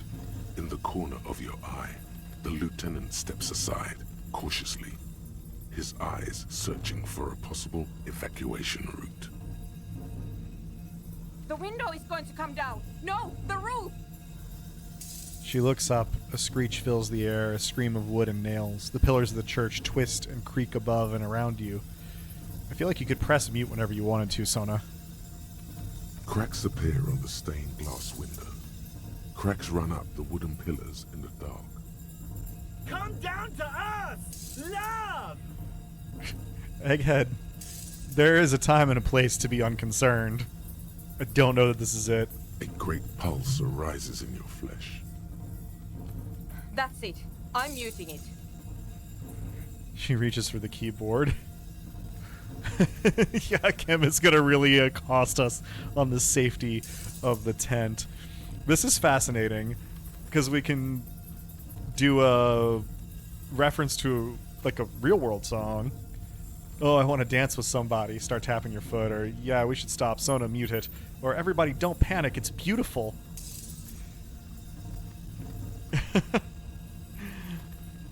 I mean, it is entirely plausible that this building might be about to fall and kill everybody. But I have a reasonably recent quick save. So, you know, why not do the weird thing? Let's do continuity with my first response. Everybody don't panic. It's beautiful. Beautiful car! Beautiful life! Shit! It doesn't stop. A seal? Have you? The woman is furiously pressing down on her keyboard, but the sound doesn't stop. Yes, I've turned it off. She yells, holding the contact mic in her hand. So we've, like, unleashed a resonance, is what I'm hearing. Andre, pull the compressor! The place is gonna come down! Fuck! I can't shut it up. The signal's passed. It's not in here. It's... This is it. A great roar. The vault of the roof twists above you. Glass shatters somewhere near the door. It's coming down. Egghead, can you stop it? Or Egghead, whatever you do, don't stop. I have a feeling that, failing to stop it may or may not be in our hands. The great roar, it's coming down. Okay, well, Egghead, can you stop it? I mean, you know, Boosh, you have a point. Quick save, though. I mean, it may not matter what we say. Dan, you wanted the beat. The beat has escaped its cage. The beat is free. Yeah, we just accepted our fate. Yeah, again, whatever you do, don't stop it. But then it stops. Totally and utterly.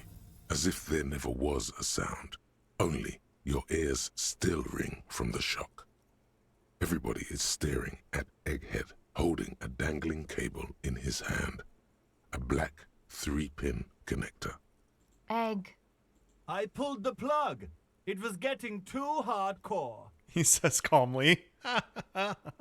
You did good, Egg. Most of the place seems to be intact. Fucking hell. Programmer lady, tell me you were recording that. Andre breathes a sigh of relief and inspects the window. 4 years. 22 people. Millions of reals. All that time? This is what we were up against. Just erased it. Her lip trembles. Suliswolf isn't gonna believe this. Yeah, but did you record it though? It was dope. I think we can use it. Yes, Andre. I recorded it. Damn, I need to send some letters now. She composes herself, wipes the dust off her sweater, and rests her hands on the keyboard. Yeah. Yeah, Boosh, Andre, buddy. Like, chill for a second. Thank you all for doing this. Eggman, you too. And you, officer. I don't know what we've discovered, but I know what it sounds like now. That's the start. So we've got some options that I think we can probably go down the list of. So, Kim, did you hear that? It was very hard not to. I think you're right. There is something going on here. And you need to be very careful with it. He turns to the woman. Ted, Andre understands the strength of that bass line. Yeah. I promise, officer. We will not play it again. What was that? I've never heard anything like that. It was mathematical information from the anomaly, presented as a waveform. That's what it was technically. Theoretically... She shakes her head. This is like verging dangerously close to like the last couple of hours of Xenogears. I have no idea. I've never even heard of anything like this. Her voice seems muffled in the silent church. It's your ears adjusting after the exposure. You're going to write Sulistal? Yes, our lead designer. And maybe some of the producers too. And some of the writers. If they're sober enough to open a transmission. They need to hear. That it wasn't her fault. Or theirs. They need to hear about this. Don't worry, I won't send the recording. Although I doubt they have the speakers to produce the frequency anyway. Pooch can understand the strength of the building collapsing on you pretty damn soon. Observing Revachol needs earthquake-proof buildings. What happens now? Are you gonna... Stay here. I'm going to stay here with these lunatics. Send letters, maybe meet Sulispov. Also devise further measurements. She cuts you off. Her deft fingers already on the keyboard. Nice. Level up here. Yeah, Revachol does. Voosh needs so much, including earthquake-proof buildings. I want you to know that's totally chill with us. I don't care, but thank you anyway. She blurts, then reconsiders. That's the best she can manage for Andre. It's quite a lot in truth. For her, at least. Now, I have a theory to come up with. Some kind of preliminary explanation to all this. Or the letter will sound like I've lost my mind. Her hands move on the keyboard. Yes, and we have to get back to stabilizing Martinez. Instead of demolishing it with loud bass noise of unknown origins. He breathes out, trying to shake off the tension. You have an explanation for all this. Somewhere deep in you, you know. The person you were knows. So we can try to logic out a theory of the 2mm hole in the world. It looks like our Apocalypse Cop and Doomed Commercial Area stuff would contribute to that. I mean, we got a couple of white checks in here that we can pursue. I know Kim is going to be annoyed with us, but like, you know, there's only so much we can do. And I mean, we'll maybe have passed enough time to, you know, be able to go talk to Klassia again. And I think at some point we're going to have to bite the bullet and talk to the mercenary at the gate to the docks. Ten observes Kim. The stance on base may be a major hurdle in our relationship. Yeah, fair enough. But I'll cut out in logic gear before I try this the first time. So, right, I'll leave you to work in peace now. This actually is probably about as good a time as any for me to take a little break for fluids and such, and then before I bring us back from the soundtrack music, I will you know, also just kind of check and see what I can do with the plugin. So yeah, let me go ahead and put on a little bit of OST stuff. And I'll be back in a few minutes after I have figured out if there's anything I can do, you know, Twitch plugin wise. I'll jump ahead to stuff that we don't hear quite as much, and then I'll see you in a few. Here goes.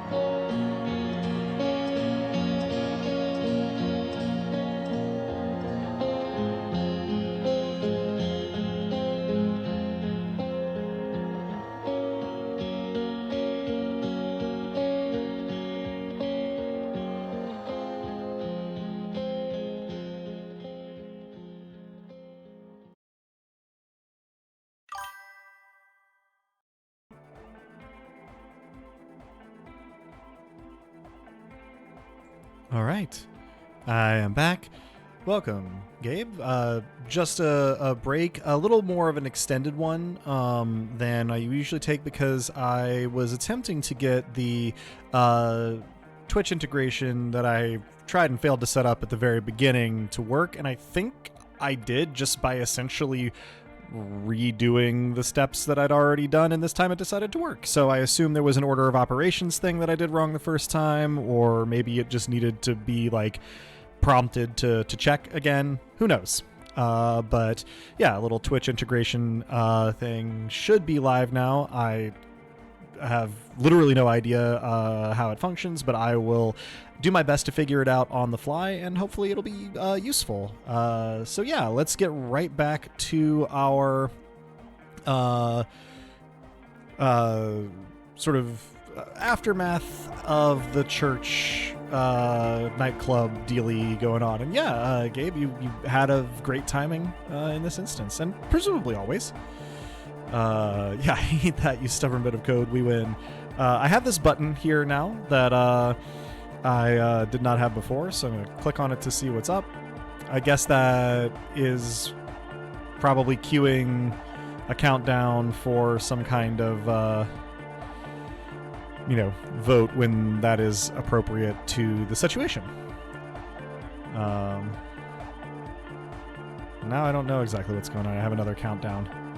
Not entirely clear to me. We will figure that out. It's like not quite 3 minutes, I guess. Check our skills. Boosh maybe did a thing. Maybe. What should I be looking for, Boosh?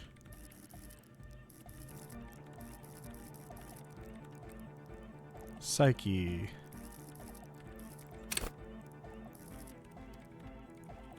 Bonus from thoughts. Volition.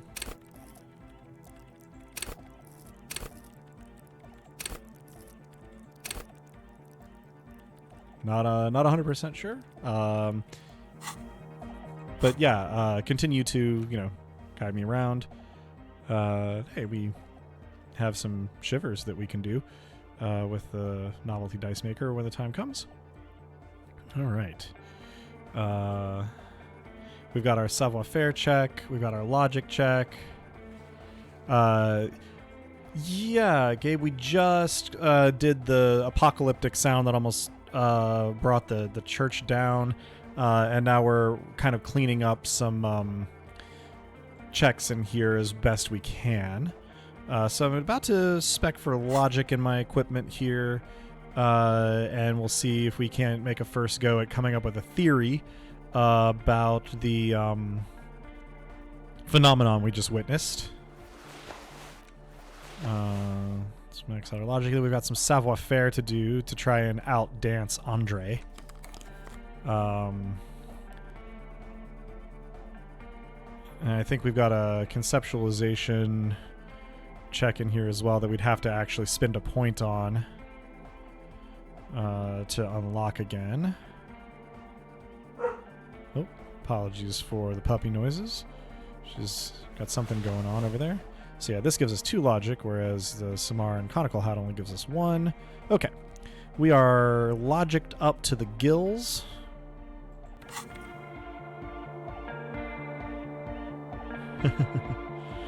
And let's see.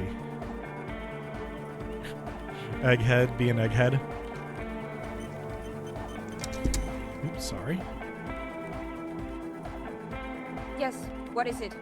Okay, we actually have like a pretty good chance of coming up with a theory for the 2mm hole in the world now. Pretty solid chance. Let's give it a roll. Form a theory on the 2mm hole in the world.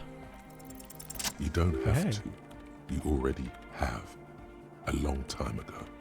Oh, I thought it was going to be something related to the weird way in which this world is put together.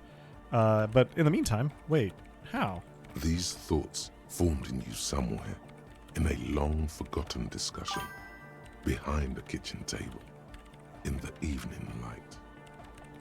Drinking coffee and smoking, with a friend. Aw. And a woman, she was there too, Her hair smelled of shampoo and she was smoking. Soona, it is the origin point of the Pale. What? The swallow. It's how it starts. It's baby Pale. But Pale isn't here. We're thousands of kilometers from the edge. She looks up and there's fear in her eyes as she considers the possibility. No, look up first. We are 20 meters from the very edge.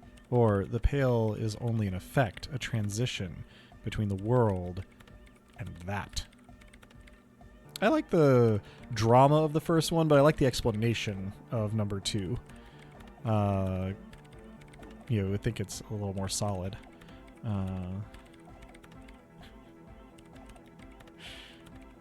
Pale is only an effect, a transition between the world and that. Boosh. The 2-meter hole in the world is such an interesting thing, and I regret to report that I immediately filed this away in my head as dick joke material when I first came across it. I mean, that is honestly fair. It's the sort of thing that Harry might do. Then apologize for the guest star cameo. Shook my head. Yeah, Pale is only an effect. Then what is that? It's nothing. No, it's less than nothing. It's less than nothing. The final rest state for reality. Imagine if all this, spread your hands, never was. Then the Pale is... Simply a gradient or simply curdling milk. Huh. That implies cheese in the analogy. Yeah, simply a gradient. But the gradient, it clearly hasn't started yet. We're here, and the Pale is not. One day when it's larger, it will be. I understand. A theory of the Pale where instead of an outer ocean, it metastasizes, like a cancer or a mold, erupting in points inside the world. Nod, this is one of those places. According to this, how long... She's silent for a second, then opens her mouth until it starts swallowing. It's already started. Starting with sound. And information, causing data losses in the East Insulindian front. Have you considered why it's formed in a church? And also when or how it might start growing, or if it has other effects in addition to sound and data? An intellectual hunger fills her now, casting fear aside. I also have a question, since we are piling them on. How do you know this? I'm not doubting you. I'm simply curious as to how a detective of the RCM Knows how to think this. It didn't form in a church. The church formed around it. That is Noid's, sort of explanation. All the failed businesses in the doomed commercial area, all the failure in Martinez. I think I've had this thought before. That's how I know. Or one day, all the world will be like that 2-millimeter hole.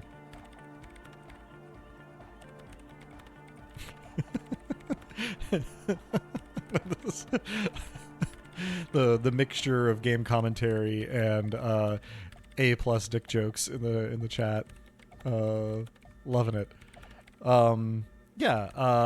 Noid's theory is one that I like. But let's start with the explanation, the answer to Kim's question. I think I've had this thought before. That's how I know. An amateur anthropomedic police officer.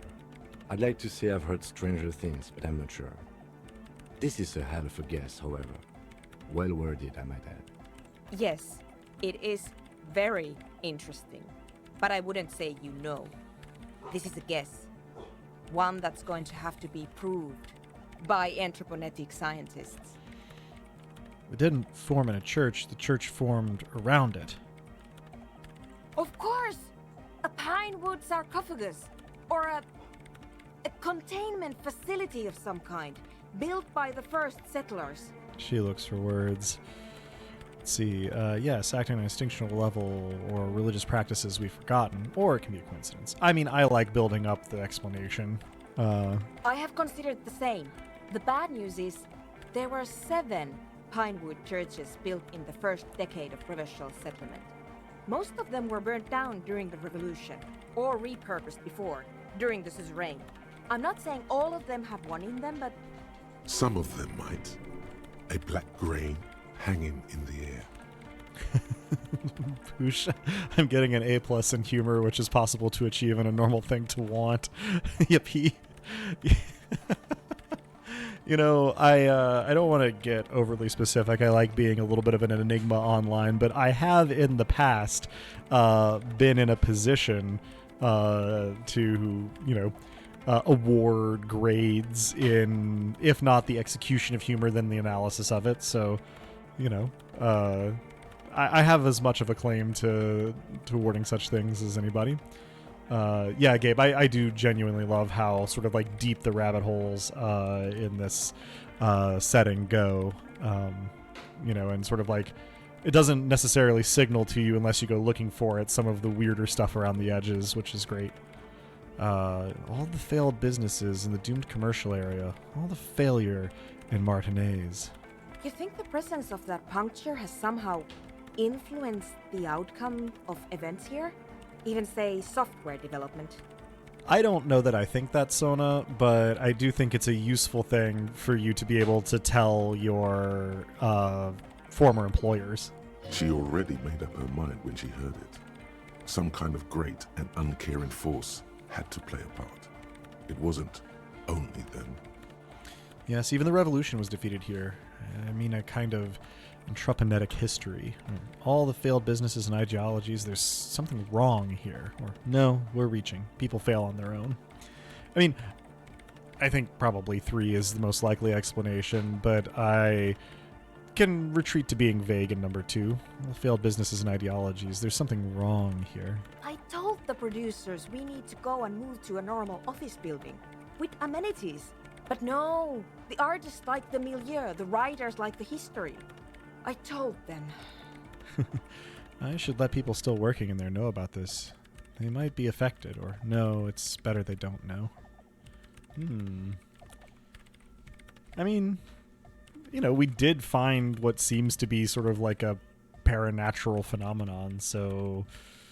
and I mean, I guess Plaisance would very much like to have an explanation. I should let the people still working there know about this. They might be affected. You mean Plaisance and the dice maker? There was almost no one left when we packed up.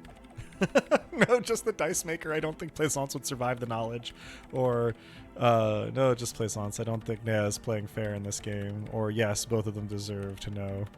I mean, and for a penny and for a pound. Yes, both of them deserve to know. Then go tell them. She smiles, suddenly encouraging. She does just kind of want us out of her hair, I think. One day, all the world will be like that 2mm hole. She falls silent. The wind blows in through the hole in the stained glass window. Cold and moist. I'm going to leave that out. But the rest, some of this I can use to start to explain this to the rest of the team. Maybe I'll sound mad, but... Man, you will certainly sound mad. Thanks, Kim. One more thing. Maybe a club for anodic music isn't the worst thing you can erect around this particular point in space. Yeah, anything says, I agree. Plaisance would definitely rather there be ghosts. Perhaps not. Yeah, that's still insane, but then again, so am I. The club is the only thing keeping this place and the rest of reality together. Or actually, now I think of it might be dangerous. I mean, let's just go with perhaps not. It's enigmatic and about where I fall on it. Yeah! Once the light is on in the universe, it will never go out. Thank you, Egghead. Thank you, Egghead. Let's leave it at that, shall we? We have an anthropogenic detection to perform in this district. You are correct, Kim. I'll leave you to your work for now. Let's check out our thought cabinet. Cleaning out the rooms. Someone's been walking around in your dreams lately, looking for something, tidying up, rearranging, storing away all the unrealized dreams, putting old pains in boxes. The worst nightmares have settled down for a while. The spot of light on the bedroom door after dark, the fluttering of eyelids in the spring sun. A thought that arises only to disappear again, and yet there's a pattern emerging. So yeah, we are working through a Cop of the Apocalypse and Homosexual Underground currently, and then we've got 3 others that we can try to find a spot for. But yeah, our thought cabinet is like full, and there are a few that I'm trying not to get rid of for their benefits. But we'll let the thoughts we've got complete, and then we can organize a little bit. And yeah, Boosh, we've got another 4.5 hours here before Homosexual Underground completes, so you're in on it. Let's see, we can form these 2. That's in our Gabe, the art degree, it gives you the 10 XP for conceptualization checks. I have spec'd my gear out to take advantage of Encyclopedia and conceptualization giving me XP, and in Encyclopedia's case, money. A lot of my money that I have currently has come from I think that one is the Wumpty Dumpty Dom Center, yeah. Let's see if Egghead wants to put the beat. Apologies, my cable is a little bit closer to my hands than usual. But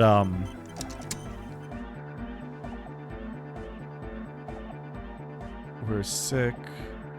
I didn't catch the rest of that. My German is not well practiced. Good morning! Yeah! Hardcore! He waves his hands in the air. The words echo magnificently through the nave. Whoa, that was a crazy sound we heard before. Yeah! It was awesome! And scary. Very hardcore. His voice booms through the chamber, then gets silent. Yeah, Gabe, that line that was he was sort of just like shouting into the ether before he talked to him was in German. Said either we're sick or we're bad, and then I didn't catch quite the rest of it. It was structured as a we are this, we are that, we are the other thing kind of sentence. My German is well out of date though. Too hardcore, in fact. I couldn't control it at all. He brushes his hand through his hair. What happened? It sucks up all the air in the mix until it's the only thing left. Starts compressing itself and everything around it. Completely fills up the headspace. Extreme. What if this is the answer to Van Eyck's jam? We could use the sound for the bass. Oh! But how? His puzzled face turns into a wicked grin. What about the compressor? The one with the spiky hair was setting up to achieve some sort of parallel processing. Oh boy, an interfacing challenge. That's going to be tough, but we can try. We'll spec ourselves out for it, maybe talk to the others and see if we can get some more bonuses first. Spend like hours in this church optimizing this club. Kim slowly grinding his teeth to dust. Oh, hey, man. It's good to see you. Okay, we're going to wait until we get the base in. Goodbye, officer. For that, let's talk to Estelle. Maybe she's got something to say about what just Welcome happened. back. Nope. All right. Noid, anything? Yo, man, what's on your mind? Yeah, we need to unlock our conceptualization for that. Let's see if we have anything else in terms of this place. Dead body, spirit entered. What is there to talk of? Okay, I don't want to talk about the window again just yet, so Sure. nothing there.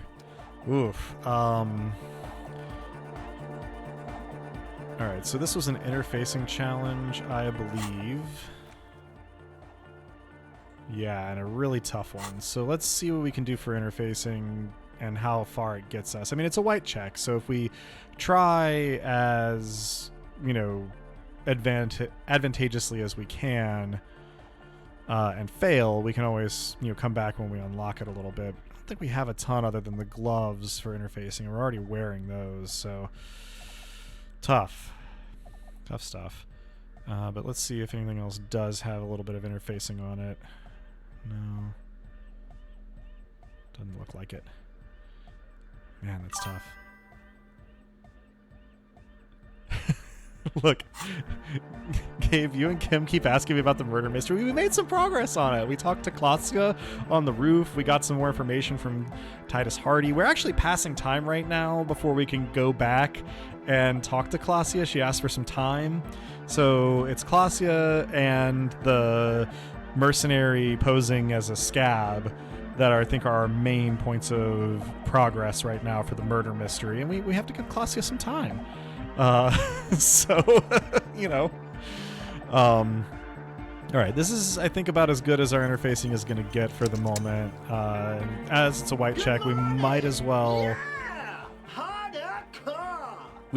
try on 17% before we start putting points into interfacing, you know, anyway. So we'll see. Yeah, everybody, a little prayer to the dice gods. Boosh saves coming is okay and moral. I'm trying not to do it. I think I've really only had like 2 instances. Getting the jackets from the wannabe skulls is the most prominent, I think. So, you know, and that was pretty low stakes, but this is necessary foundational information from the subplots that will wrap in as foreshadowing when we solve the main plot mystery. Thank you, Den, for that eloquent defense of my faffing about in the margins. The audio onslaught can be tamed. Connect the dots. Nope. Bzz, bzz, goes the track in the background, never ending. You can't grasp what's missing, but you can try to make something up anyway.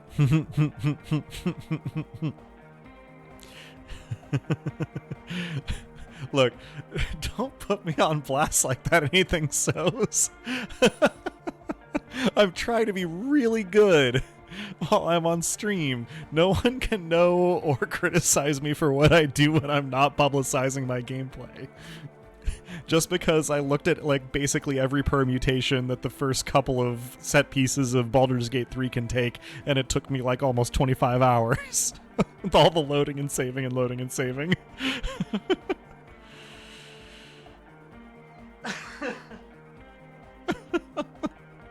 I'm interested by the possibility spaces presented in games, okay? It's definitely not me being neurotic. It's definitely being into game design. That's definitely what's happening.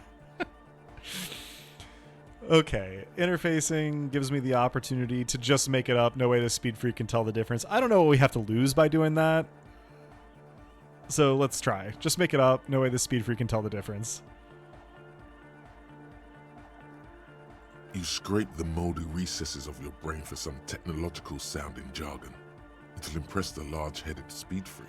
I don't share your confidence interfacing. Isn't that what real artists do? Make it up as they go along. Thank you, conceptualization. That's interesting, Gabe Dobb. Tried to save scum one check in VG3 like 1,000 times and couldn't do it. That's fascinating. I've had at most, I think, like 4 or 5 like tries to get like a really tough one, you know, sort of to cooperate.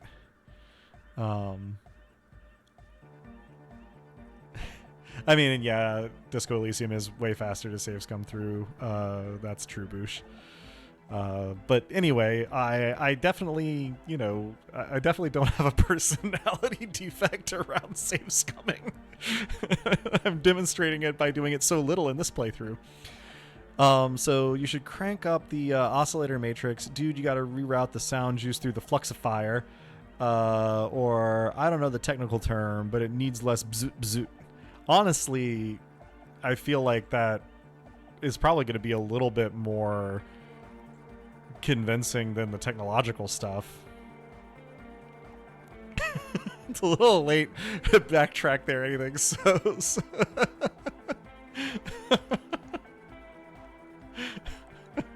I'm glad, Boosh, that I'm not, and from the sound of it, Gabe, you know, I'm in good company in this stream, it seems like.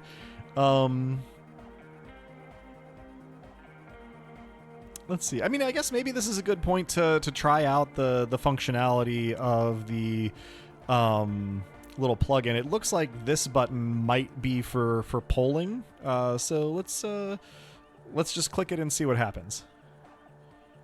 Oh, yeah, it's going to report to me the percentages. It looks like there's about 10 seconds to vote. I don't know. I think that maybe takes place in the overlay.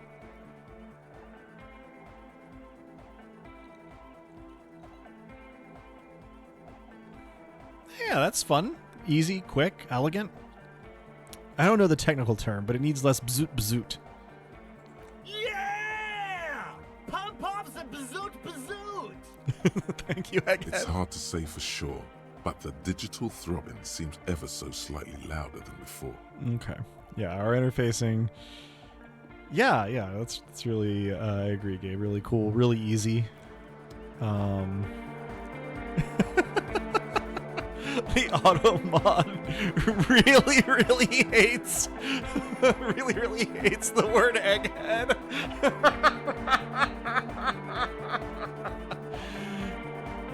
Oh man.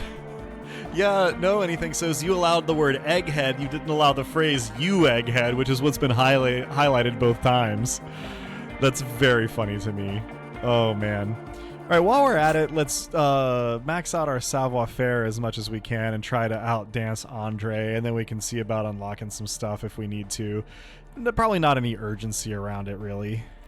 Savoir-faire. That one's less savoir-faire, not more savoir-faire.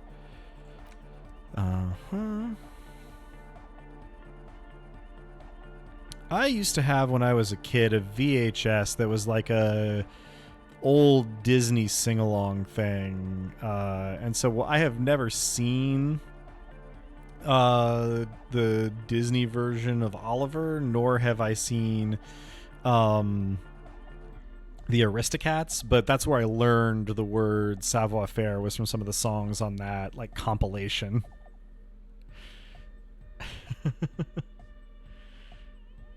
Oh, is that what that is, Boosh? The little buff thing. Yeah, okay, let me click this other button and see if you guys there in chat can give me a little buff. Whoop.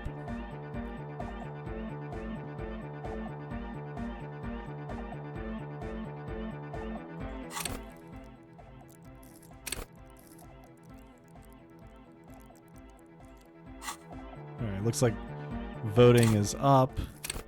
Motorics. Yeah, dancing important. Not clear to me, but we'll try before the countdown runs out. Oh, hey, man. It's good to see you. Dance Fever incoming. Found the melody. Still just 3% with as much savoir-faire as I can have at the moment. But again, if what we're going to be doing is just raising the number of points in savoir-faire, we don't lose anything by trying. And hey, if we roll double sixes, then so be it. No words, just dance. Let's see how poorly this goes. I think our morale may take a hit. If we're really unlucky, our health may take a hit. You close your eyes and dream of the shapes your body should form to bring this strange music into life. For now, such ferocity of motion is beyond you. Mm-hmm. But just imagine the moves you could pull to this futuristic beat. I like that Limbic System is into it. Puts a grin on your face just to think about it. Even a failed attempt gets the juices flowing and repairs some of the damage done by battles lost. If you up the dose and truly dance, who knows what will happen? Salvation. I love that, honestly. Very fun. All right. Goodbye, officer. So, real quick, let's look at what our... Hello, yeah.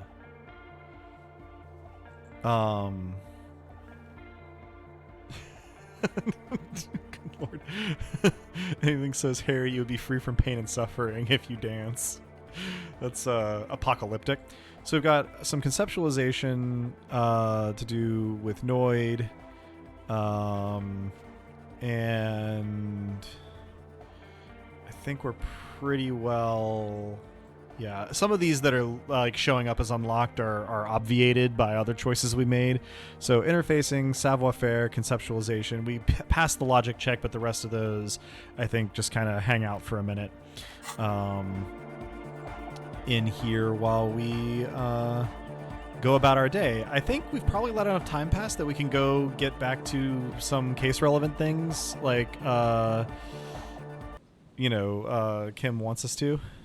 And it's probably good just in general to do. Let me put my sort of general fit back on to have the highest chance of those passive bonuses in encyclopedia and conceptualization. And then we'll get back to the whirling and see if enough time has passed to have further conversation with Klasia.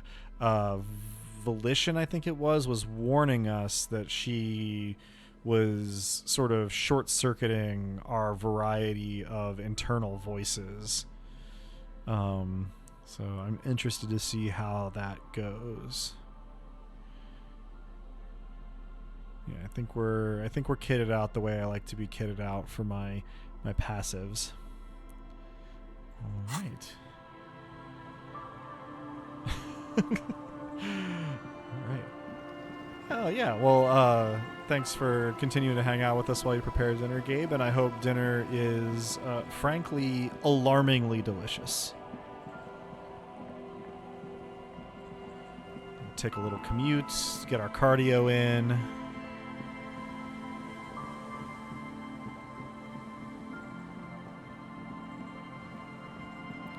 Yeah, sometimes, Boosh, you benefit from having unconventional use of familiar words to really grab the attention.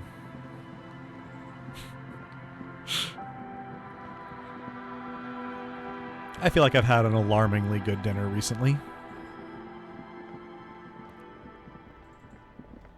It could be kind of a threat.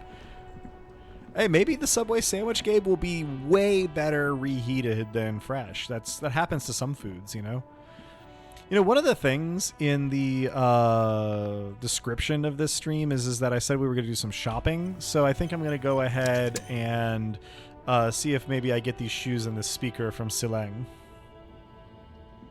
The speakers below are banged up and worthless. The sneakers triumph over them. They're the star of the show here. Okay, everybody's ganging up on me that this sounds like a threat. Look, an alarmingly delicious dinner is the best kind of threat. If it's good, it's good. If it's way better than you expected, that's great. What's the saying? Threatening you with a good time. That's my goal. All right, let's spend half our money on these shoes. That'll help us with some motorics checks, and we'll also get the speakers, I think, in the deal. Yeah, Poosh, I hope this meal is so good it scares you a little. I guess worst case scenario, you don't know what you did to make such a good dinner and spend, other evenings trying to recreate it without knowing what you're doing. I hope it doesn't spiral into obsession, though. That's not my intention for you. I need those fallen sneakers. Super cool! Now the premium lifestyle is yours, officer. The sneakers seem to vibrate in your hands with an almost mystical energy. Nice. And speakers from the People's Republic of Samara. Okay, now let me buy the speakers. The junk is yours, officer. Happy listening. Try not to hurt your ears with that Samaran garbage. The street vendor hands you the speakers. Woohoo. Now, it occurs to me to wonder...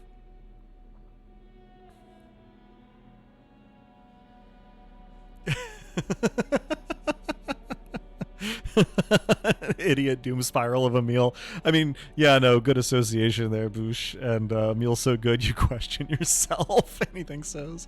And 10. I hope it doesn't spiral into obsession for you. Topic change. I need those sneakers. Look, I didn't need to be... No, I mean, Harry didn't need to be called out like that. All right, let's read our sneakers. Sneakers and speakers. That's got to be intentional on the dev's part. So +1 to reaction speed, limitless grip, +1 to hand-eye coordination, steady ground, and -1 for encyclopedia. Too fast for facts. That's good.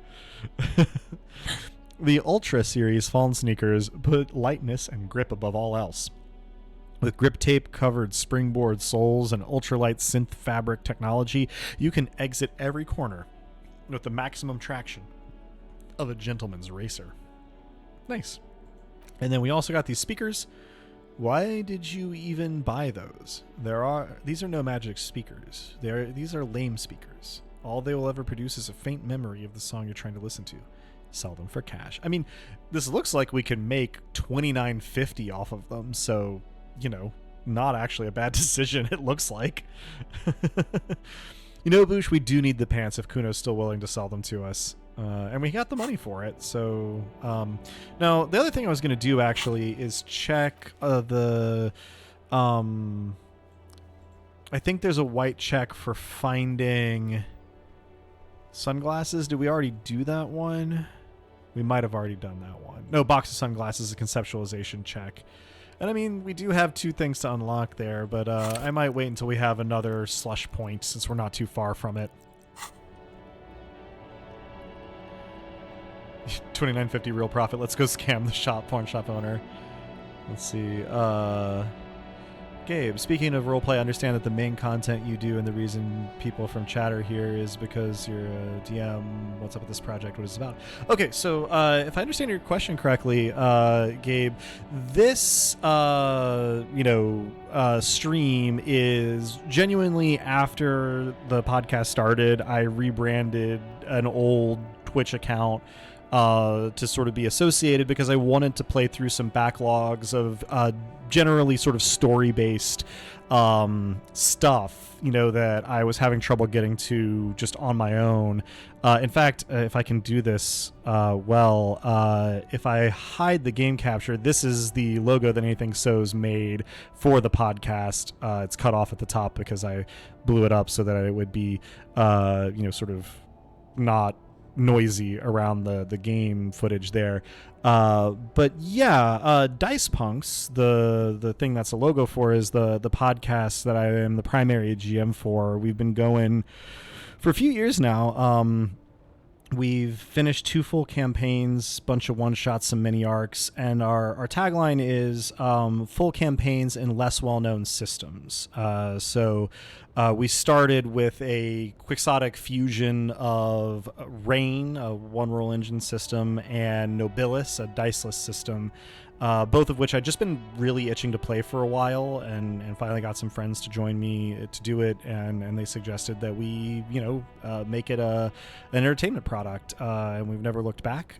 We just recently, in the last couple months, wrapped Hardwired Island Retro Future Cyberpunk campaign. The first one, Nightfall, the first campaign was 55 episodes, I think. The second campaign was 44 episodes, and then we are set to start a campaign in a heavily modified Powered by the Apocalypse system focused on sort of fantasy setting, post World War I aviation and dogfights, called Flying Circus, which I've been excited about for a while. It's by far the crunchiest thing we'll have done.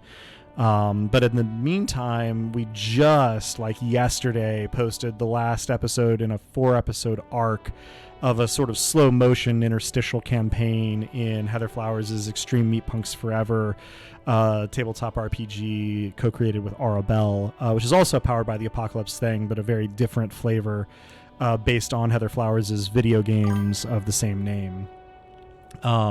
So the podcast is just called Dice Punks, and it's found on most podcatchers, or you can get it directly from the RSS at dicepunks.com. The after shows,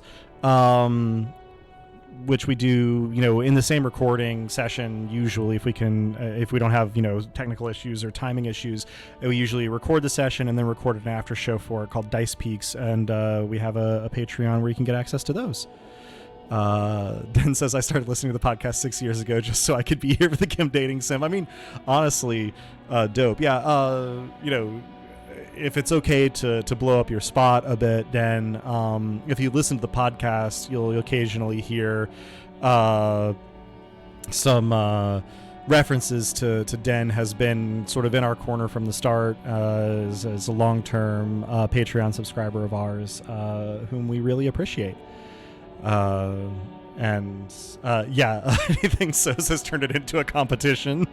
Yeah, anything So's and I are married, which is why anything So's is always here moderating and wrangling the dog and such. So yeah, that's a little bit of the background. Hopefully that answered your questions, Gabe. And yeah, we're happy to have any and all comers. And if you decide to check out the podcast, we've got those full campaigns. I think our audio quality and my ability to do the sort of mixing and mastering of the podcast improves over time. So start with whatever one shots catch your eye, maybe, or we have an arc GM'd by our player Robin in Old Gods of Appalachia, which is a Cypher System game based on the popular podcast of the same name. And we have, like I said, those Extreme Meat Punks Forever episodes jammed by another of our players, Drew, who has his own podcast where he does interviews within the indie video game space. And that's kind of how he connected to Heather Flowers and Arabelle about Extreme Meat Punks Forever. So you can dip your toe in if you like with those shorter things. Before getting into hours and hours and hours of campaign. But, if you check it out, hope you like it. And if not, that's cool. We're happy to have you here for the streams. Wait a minute. Daniel's going to steal my wife. No, hang on. There's conspiracies going on. I don't know that I like this. I'll wait for the conceptualization unlock. I'll go buy those pants, and I'll continue with the gameplay that people are here for. Anything so's no, wait. Please. Stay. Who's gonna moderate my stream and take care of our dog? I mean, yeah, Boosh, you got a point. Kim is already stealing everyone. Alright, let's see if we can buy some pants. Fuck, does Kuno care? The boy turns to you. He doesn't care. Let's see. I want to buy the phone pants. And hey, they give us savoir-faire, which will come in handy. 15 real. Chump change. Here, pig. We've phone now. Performance buddies. Kuno unzips his jacket again and pulls the pants out of the plastic wrapping. Kuno can already see you soaring through the air like a fucking eagle. Pig's in Kuno's debt now. Money debt. He looks at you with pride. Money debt doesn't mean anything. He's just saying words. You're not in his debt. Den calls him Kim Steal Yo Girl Kitsuragi. Anything so's call him Kisaragi. How have I not come up with that so far? Kuno doesn't fucking care. Alright, we've got some pants to look at. I bet they're fetching. Savoir-faire +1, spacious crotch and liquid fit. +1 physical instrument, performance unlimited. Entry-level Fallen modular track pants meant to get the urban athlete started down the Fallen path. Labels say hydrophobic 100%, Symantec, and Fallen Mirova Lab, creating an air of pseudoscientific mystery around these pants. They feel rubbery and futuristic to the touch. And we got that taken care of. All right. So I was saying we were going to go talk to Klasia, see what we got there. Now that some time has passed, a few hours at least. Boosh, guy canonically proud of owning an obnoxiously loud Kanema has charmed entire fandom anyway. More from Revachol at 8. I think Boosh, admittedly very amusing, not trying to take away from the joke there, but it's because he's sheepish about being proud of owning his Kanema that I think people are really into Kim, is my guess.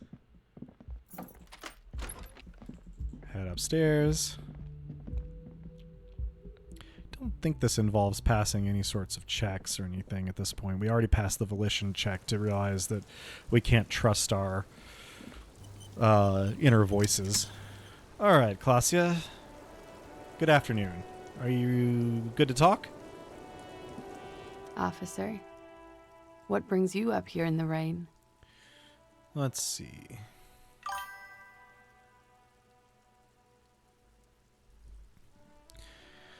Okay, before we talk about the tape let's see if there's anything that we can say new in talking about them trying to put her up to claiming that she was assaulted. This is always such a whiplash. We're like, okay, we're going to set up a nightclub, to existential questions about the setting, to buying some shoes, to dealing with a 12-year-old drug dealer, to talking about machinations around claims of sexual assault. That's just the Disco Elysium guarantee, I guess. Oh no, Gabe. Your subreheating was too hardcore. God damn it, it sounds alarming. I cursed you, I jinxed you, and I'm sorry. Let's talk more about this so-called assault. Not my favorite topic, but okay. All right, we don't seem to have anything new. So... How about we, change the subject to something more lighthearted now? Unfortunately, I don't think I'm going to be able to do that exactly. Titus Hardy gave us a recording where the deceased states his intention to commit rape. She puts her coffee cup down with a soft ring as the porcelain meets the metal table. This does not surprise her. Did he? I never said he was a good man, or that he had good intentions. Only that he was never bad to me. A smile flits across her face. She doesn't care. If anything, she sounds amused. On this tape, he specifically identifies you as the target. Where did they get this recording exactly? It's intercepted radio chatter of the deceased, recorded via de-encryption station. It's authentic enough. Does he say he's gonna do it Soldier of the Apocalypse style? She arches her brow. Okay, I probably should have listened back to this, but I think he said that. I think he said exactly those words. So I, in the interest of being as honest as my memory from last stream on Thursday will allow, those are the exact words he used. Yeah. That was practically his pickup line. She picks the cup back up. Did he say whores a lot? Was he pretty much on the verge of doing it Kohoi style? Yes, the word whore was used. Kohoi was mentioned. He did refer to the atrocities of South Safra. Yes. Interesting. I don't know that it matters a whole lot what we say here, but this seems to encompass both, so I'm going to go with that. He did refer to the atrocities in South Safra, yes. He wasn't actually there. He didn't do a tour, or at least didn't tell me he did. Would have been overkill anyway. He lived his own little kohoi. It wasn't his everything. I say things like that. Machismo? Yes, was he bragging? Oh no, I'm pretty sure he did all those things. Then integrated them into his idea of normalcy. To keep on living. Until they just sort of turn into his, what's the word I'm looking for? She thinks. Coping mechanism, catchphrase, or persona. I'm leaning toward persona, but why don't I give you guys 15 seconds to do this one? See what we think here.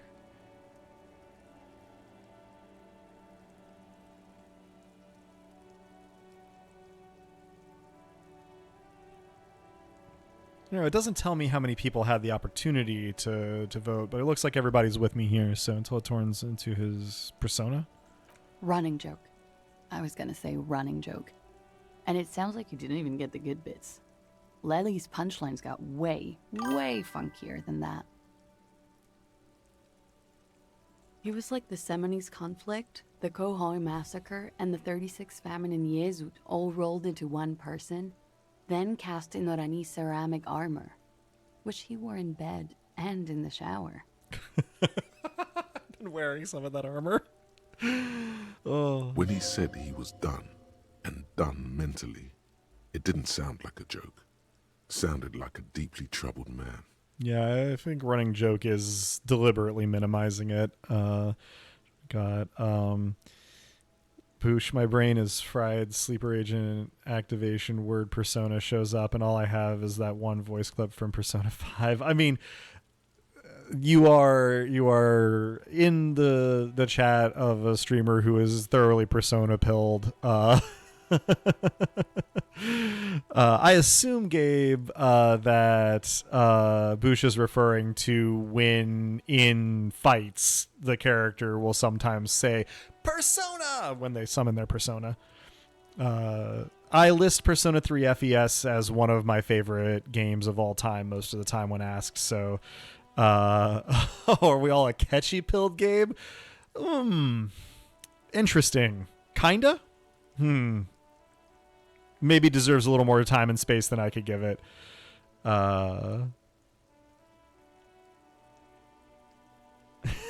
Boosh, my favorite part of Persona is when Persona says Persona and the Persona's all over the place. Yeah. Oh, the whisper. Yeah, anything so's from Persona 3 is fairly early on. Persona. Yeah.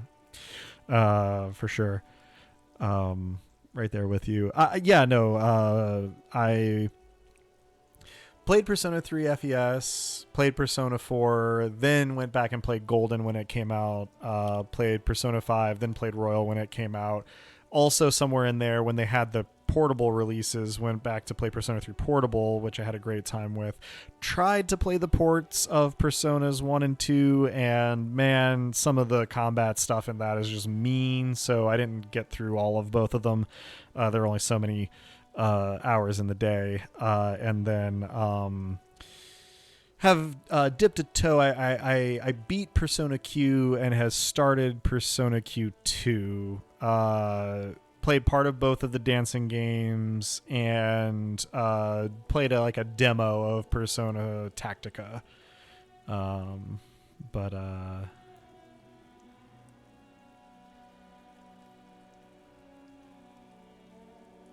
So yeah, this is a Persona-ish group. It's kind of too bad that Drask isn't here because Drask has my copy, my PS2 copy of Persona 3 FES, and has finally started playing, I think, the PC port of Persona 3 Portable years and years after the fact.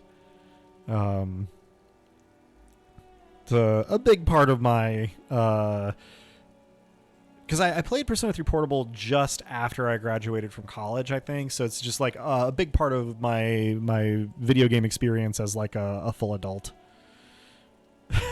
Anything says Persona Pilled is unfortunately not descriptive enough. Yeah, I think so. There are people who are way further into it than I am, honestly. But, I try to play. And Persona 5 Strikers. I'm partway through a playthrough of that, but my video card started having... trouble, so I'm only partway through. Yeah, Dan, how do you do, fellow Persona heads? Okay, we are like in the middle of a fairly serious conversation in this game that I'm going to try to get back to, and yeah, Boosh, I am not affiliate status or whatever they call it. Closer than I thought I'd ever get, but I'm not to the point where I can have subscribers yet. Maybe one day. Okay, so when he said he was done and done mentally, it didn't sound like a joke. He sounded like a deeply troubled man. And this is in response to Clausius saying it was like a running joke. So let's see. Hold on. He said he was mentally done. That sounds like a broken man to me. Or weren't you afraid? Or you like this kind of stuff? And you spent the time with this person romantically? Ooh, all of these are a little bit, iffy. Yeah, Gabe, you have to stream with a certain frequency. You have to set up a fair few things about your channel that are like optional to just get started streaming. But if you want to be able to have subscribers, then you have to do them. And then the ones I don't have are concurrent viewers. And I think there's one about like... No, I've forgotten it. Shoot. I did know this stuff once upon a time. There's a whole little like path to affiliate average viewers. Thank you, Dan. Yeah. But yeah, I'm not. Those are the two that I don't really have yet, and it's easy to understand why. I'm just some guy, very occasionally streaming games that hit their peak visibility 5 years ago or more. Then he thinks so. Then we can get a dinosaur emote that dances on the right beat.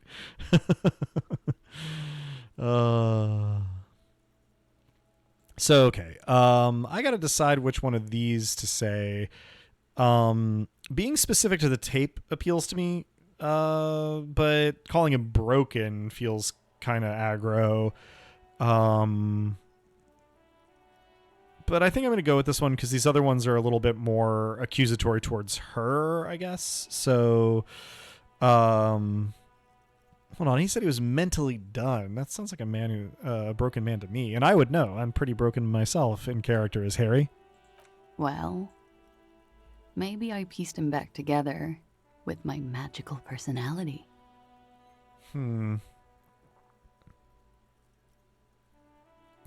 I like giving her the out of romantically because I don't think that's the way it goes in her mind. And you spend time with this person romantically?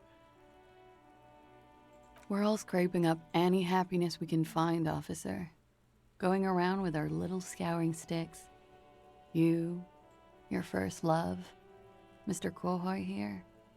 Did he tell you he had actually done any of those things? Here in Martinez, I mean? No.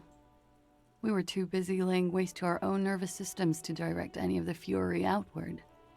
He seemed happy, I guess. At ease. As much as a man like him could be. What kind of man was he? Before you go, ask for details. She seems okay to talk about it. Thank you for clearing that up, miss. Whenever you're ready. I'm interested to hear what Titus Hardy has to say now. She takes a very small sip of her coffee and smiles. Yeah, Den. It's a real not very good situation here, to your point. Now that you've had some time, can you tell us more about the victim? Like, for example, his name? Actually, officer, I didn't know his name. I just called him Lely. A nickname? I guess. He came from Lelystad. It's short for that. And it was his army name, apparently. He said his real name wasn't his. I tried to pry it out of him, but it was no use. Lelystad. That's a good start. The lieutenant writes it down in his notebook. We have a few questions you can help us with. A few things a field autopsy alone can't answer. Oh, he writes it down in his notebook, then tears out a page and hands it to us. The young woman cranes her neck, trying to catch a glimpse of the page the lieutenant passed to you. On it is a list of autopsy observations recorded neatly in blue ink. The last missing pieces of a puzzle of flesh. Oh, we've got a lot of questions now. Okay. Well, I mean, order can be negotiated, but I don't know where Lelystad is, so where is Lelystad? The place, I mean. In Oranje, officer. It's, I think municipality is the term. A nowhere town there. The Lelystad municipality has few boroughs and even fewer cities. It's made of agricultural plots near the border of Gottwald. Executive summary: cows, silos, and wheat. Thank you for the Real Encyclopedia and the XP, actually. Let's not neglect the XP. You were almost right, officer. That means his race was occidental, not mondial. I'll update the form. Lieutenant shakes his head like you just missed in a shot of darts. Look at Klasia. You were both from Oranje? Yes. We were compatriots. Did that bring you together? No. He was too old for that. And from another part of Oranjenrijk. I didn't even understand his accent. What brought us together wasn't Oranje. It was bad habits. No love for Mother Oranje. But wasn't he a soldier? This could be worth pursuing. Yeah, rhetoric, why not? I'm just asking questions, right? A military man, but not a patriot. No. He left the National Service after they taught him to do what he did on Seminine. He wasn't the flag-waving kind. He was the making money, killing people kind. He was by no means a stupid man. A people person. A small platoon leader. Certainly not a patriot. She takes a long drag of her cigarette, then washes it down with coffee. You don't seem like much of a patriot yourself, or as an Oranese yourself, didn't his lack of patriotism annoy you? I mean, the first one. You don't seem like much of a patriot yourself. Mm-hmm. There is nothing on Muindi. The old world is dead, and we both knew it. Maybe Orania did bring us together. In loathing. I love Revachol, though. I hope she loves me, too. She looks around, the wind in her hair. Gabe, what do you mean you're not a patriot, miss? Yeah, I got the impression she wasn't. It seems like there's not a whole lot to be proud of there, but well, we'll see what we find out.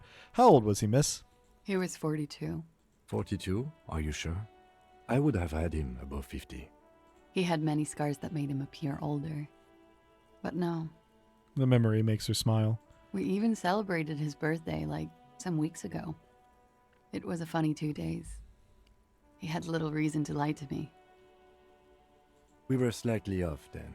Thank you for clearing it up. Lieutenant makes a correction in his notes. His eye color? Blue. Light blue. They were like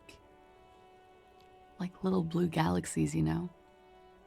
It was strange, seeing those eyes in his fucked up face. She stops, her eyes half closed, and continues. Pardon the swearing. I do him an injustice. He wasn't ugly. And he had a beautiful, soft voice. Very surprising, what with all the scarring. It was quite something, watching him speak. She takes a drag. He had a combat wound on his chin and mouth? Yes. Severe. It made him look like half his face was cracking away in some strange smile. That and those eyes. She seems to enjoy the word. Ah, yes. His hair, if you can remember? The lieutenant suddenly remembers. It was light brown, almost blonde. He darkened it with brilliantine, made oily. Not nice to stroke. I couldn't convince him to leave it alone. So that would kind of explain the expression on his face if he had the scarring that kind of changed the shape of his mouth into something like a smile. I actually had a professor, my German professor in college actually, who had a scar that did the opposite. It sort of pulled one corner of his mouth down. Interesting to have a language instructor with sort of a distortion to their mouth. It was actually fine. I learned a lot from that professor, but it did take a little bit of getting used to because his consonants were kind of soft. Not that that adds to this, just made me think of it. Let's see. He had a tattoo. What did it mean? Oh, that. She smiles.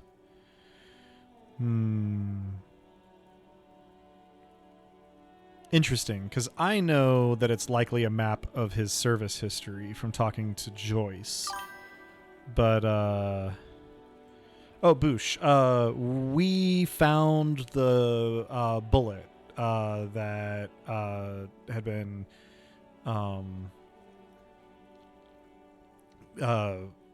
fired into his mouth. And Gabe, explanation of the memory, always felt like, yeah, that's actually a good point, Gabe. It's sort of one of the thought interjections from the game. Yeah, esprit de corps, but for college. But yeah, Boosh, we did find the bullet. That is true. Inland Empire, Gabe. Yeah, I could have said kind of exactly that. You're absolutely right. Maybe I'm just getting into the spirit of things. Let's ask her what it represented if she knows, rather than giving her a leading question. It was a map of his life and the places he visited as a soldier. It was mostly for showing off to chicks, though. Yeah, encyclopedia giving us a memory, Den. Good work. For showing off to chicks, how so? How? Imagine him lying in bed, freakish musculature laid out on the sheets. Scarred, of course. Tattooed. The sheets are dirty for some reason. Is this Orani's lit? Conceptualization. Oh man, that's actually really funny. But I'm not going to interrupt. As funny as that is, I feel like it's also rude. He's smoking and drinking, of course. And his chest and shoulders and arms are studded with stars. Tens, hundreds of them. Maybe even thousands. And the woman goes like, "What was this, baby?" She points at the air with her sharp-nailed finger, picking out an imaginary tattoo star. And he says, "That was too hardcore. Don't ask me about that." So she goes, "Okay, but what's this, baby?" And he's like, "Saw some bat shit there. Killed some loincloths." And so it goes. Star after star. Port after port. Third world country after third world country. And he's done horrible things in every single one of them. You were the woman in this? Oh, yeah. She nods. Can you tell us precisely what these mean? Hand her the photo. No, thank you. I've seen enough of him dead. I can tell you what they meant without looking at them. She pours herself some more coffee. Go on. He was a blue-eyed boy with thick arms, from a small town. He was also poor, and the government of Orania needed some people killed, so they turned him into a grotesque killer. For money. He went to Killer Academy in Vredefort. Then he killed some people on the Seminine Islands. And on other islands, too. All of the islands. After this, he came to Revachol and got killed himself. So yeah, not a very fun story. Good story. Thanks. So thank you for clearing that up. Not a very fun story. It is when you're high. It can be very exciting then. You have the tools to deal with it. It's not a very nice story to remember when you're sober. A change of topic? She smiles faintly. We ordered a toxicology report. Any idea of what that will show us? A real rainbow splattering of pharmaceuticals, I bet. Barbiturates, amphetamine, sildenafil. How much does the toxicology report cost the police of Revachol? I could do it for half of that. Save you some money, make some myself. It's quite expensive, miss. But we'll manage without your help for now. Thanks, Kim. Yeah, Tenchi's writing an Imagine fic in the questioning. Yeesh, yeah. Okay, so I think we have the smile explained by the scarring. Then uppers and downers. He spent a lot of money to end up at the same spot he started. Oof, yeah. Let's see.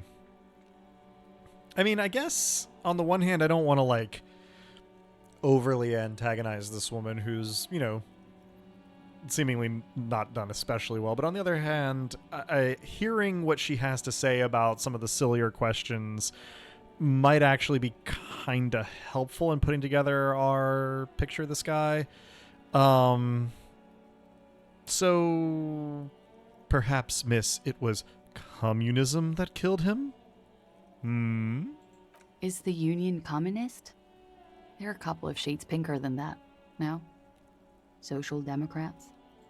They're not hardcore in that way, is what I'm trying to say. What are we talking about anyway? This politics shit is a lot in the morning. Is it even morning? I mean, it was morning within the last 2 hours. I think she's just tired. She doesn't know what you meant by that. And can you blame her? Endurance, I was told not to trust you guys anymore. You could blame her, a little. It was a pretty straightforward question that she refused to answer. Thank you, Volition. Could it be love that did him in? It very well could be, yes. What do you mean? What do I mean? I have no idea. I don't even know what you mean. Love did him in? What does that mean? He told me. Love did him in. This is a very confusing thing to say to her, but I'm going to do it anyway. That's not funny, officer. Her voice is like a slash through the air. Her shoulders tense up. Interesting. There, she momentarily lost control over straight back guy. It appears that she feels guilty. Oh ho. Well, Volition, I don't know if I can trust you either, but this is, I suppose, the way we get as much information as we can. Do you feel guilty? Of course I do. I'm hungover. I feel guilty about everything. Mm-hmm. Do you feel guilty about what happened to him? Among many other things, yes. I could have done something. There's always something he can do, right? Ask me something else. She looks into her coffee. What is this? An interrogation?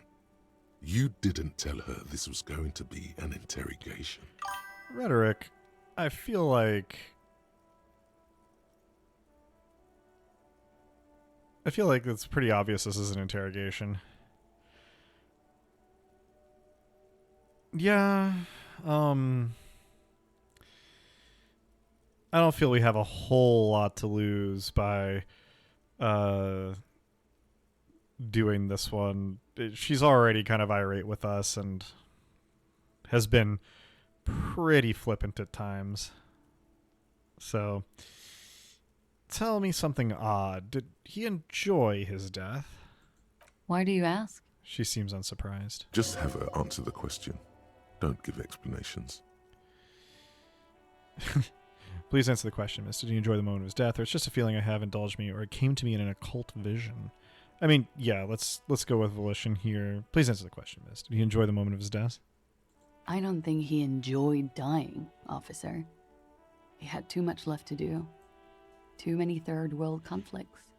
Couldn't tap out just yet. Everything checks out here. It's all A-OK. Good answer. Drama, I trust you less than most. No, it doesn't check out. Can't you see she's clearly avoiding something here? That's a strange thing to suggest. The lady is as fair and just. Drama reflecting Harry's lack of knowledge of medieval dialect. I think we're finished with this line of questioning, I suppose. There's nothing else really we can do here. Hand the lieutenant back his notes. All right. The lieutenant puts the slip back in his notes and observes the young woman for a moment. Coolly, gracefully, she pours herself more coffee. Okay. I don't think I've got any checks here with Klasia currently. This is always kind of a... Got to fight with the the checklist. And we're up to 3.5 skill points, so we can maybe unlock a check or two in a bit. Okay. Well, let's return to this later, miss. Ooh, we have a thought. Wait, stop. That man, bloated beyond all recognition, was 42? That's what she said, yes. Below the damage, the weeks of decomposition, all the swollen indignity of mortality. He was 42 years old? Where is this going? How old are you? That's where this is going. 45,000 liters of raw alcohol has left its disfigurements. What lies beneath, you wonder? I expect this kind of thing from some of my psyche skills, visual calculus. But you? You could ask either one of them. Oh boy. Yeah, okay. Kim, how old do you think I am? Huh? The lieutenant isn't quite sure he heard your question. How old do I look? How old? 58? So he goes, oh my god, that's really old. Really? Or what if you're wrong? We were both wrong about the deceased. He turned out to be 40. Or you're probably right. That's about what I look. What if you're wrong? We were both wrong about the deceased. He turned out to be 40. 42. And he was deceased. He had been decomposing for a week. So let's see. I feel like I've been decomposing for longer than that. Or the ravages of Al Ghul are nearly as extreme as that of death itself, Lieutenant Kitsuragi. Or, you're right, I'm probably 62. Let's leave it at that. I feel like I've been decomposing for longer than that. On the bright side, you've been getting a lot of exercise lately. Oh, the ravages of Al Ghul are nearly as extreme as that of death itself, Lieutenant Kitsuragi. There's silence. Then a little more. Here it comes. Mercy. Sure, you're 42. Ah! Let's go. He squints. Wait. This requires scientific measurements. Sure, bring it on. I'm not afraid of the truth. To the laboratorium. Oh, good. We got another thought. Oh, well, we're almost done with Cop of the Apocalypse. We can see what that brings us, and we're just racking them up. But I would like to have a little room to work, I suppose. All right, let's head back down. Oh, nope. We don't need to mess with the window again. There we go. Let's head on out and down.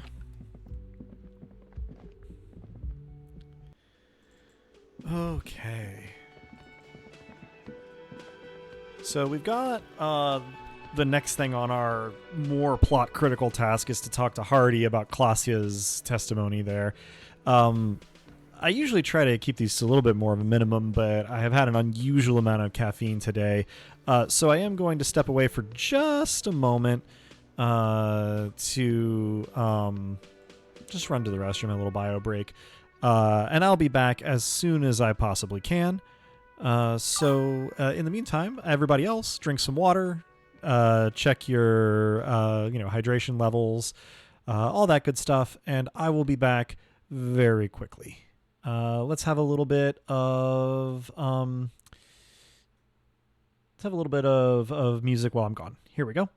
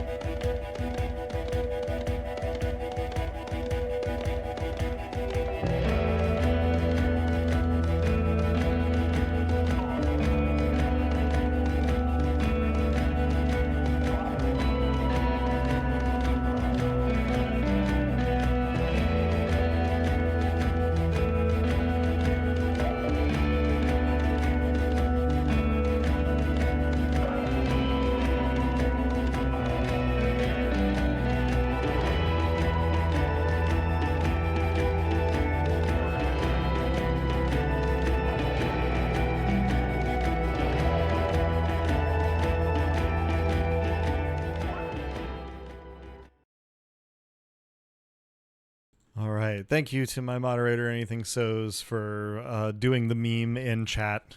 Appreciate that. Let's get right back to it. Turn the sound back on and everything. All right. Here we are back in the game. Pardon me. Okay. So I think probably, no sense in wasting time here, before getting on with it, so to speak. Let's check in with Elizabeth. I've got nothing to say to you. Why are you... Sure. Just check in. Let's talk to Hardy. The clowns are still hanging around. What is it now? All right. Let's see.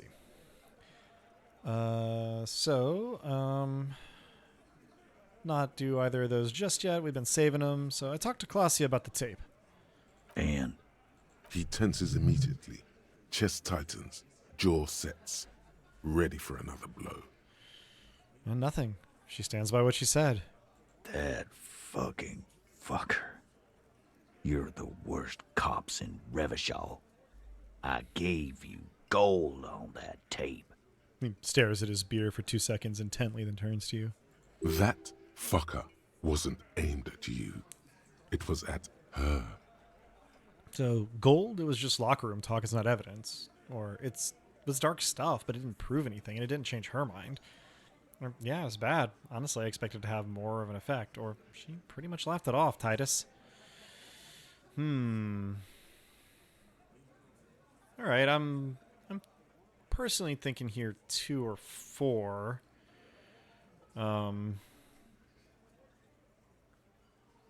4 antagonizes Titus, but I can use my shiny new extension here. So, get your voting fingers ready if you like. We'll see. Here goes. And votey.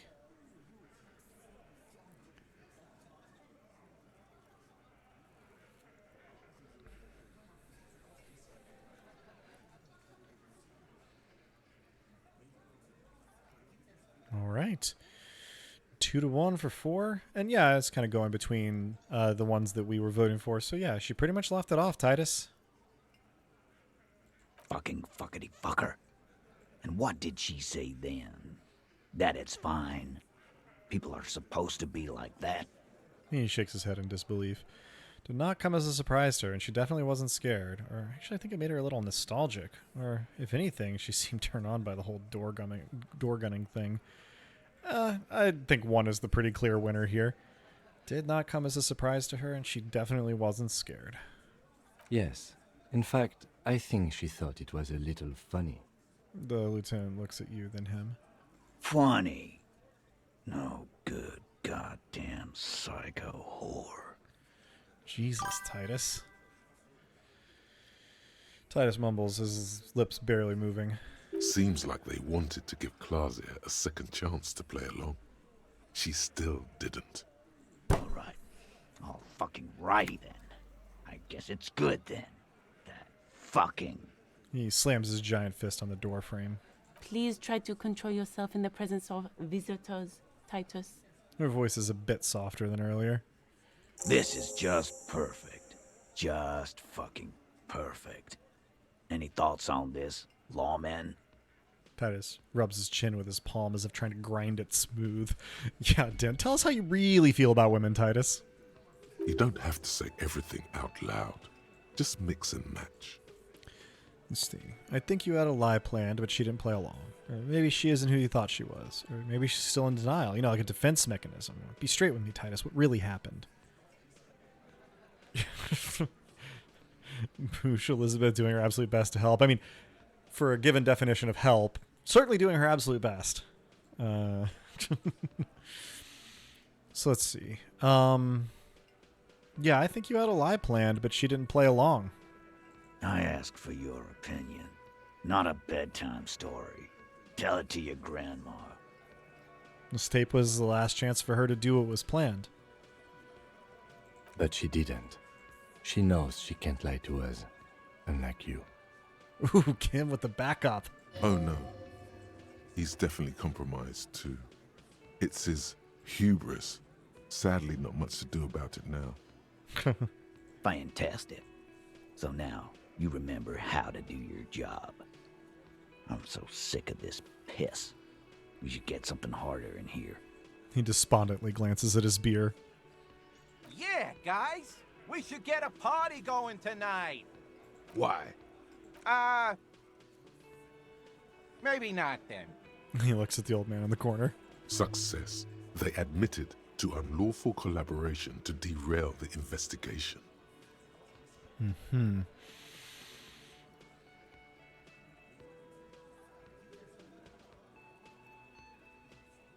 I think we can nettle Titus with maybe she isn't who you thought she was. Nah, I know her. She's just a girl.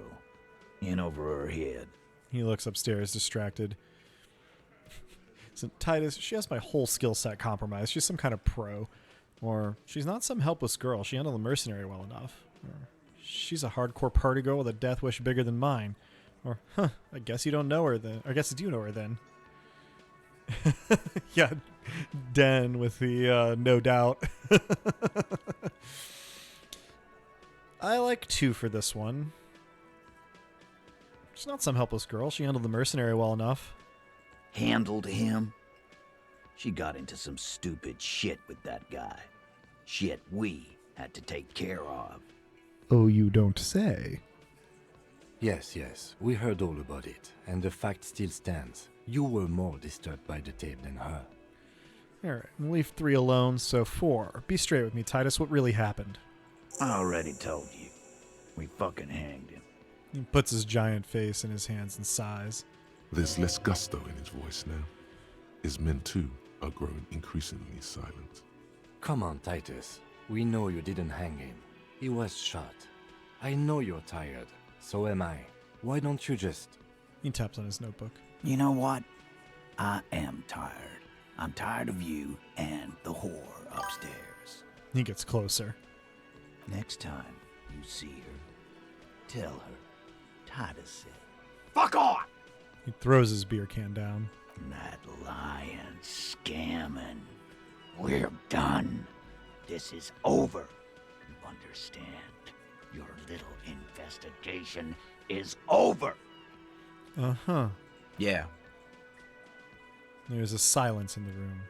Elaine starts to say something, then thinks best not to. What is this quiet funeral shit? All we need is some beers in us. Bartender, 20 beers for the Dock Workers Union. He looks around. Why do we make it 40, huh? Why do we make it 100 beers? You're not loud enough. The man shouts from behind the counter. 100 beers? Now we're talking. Hoppity hop over here, cafeteria manager.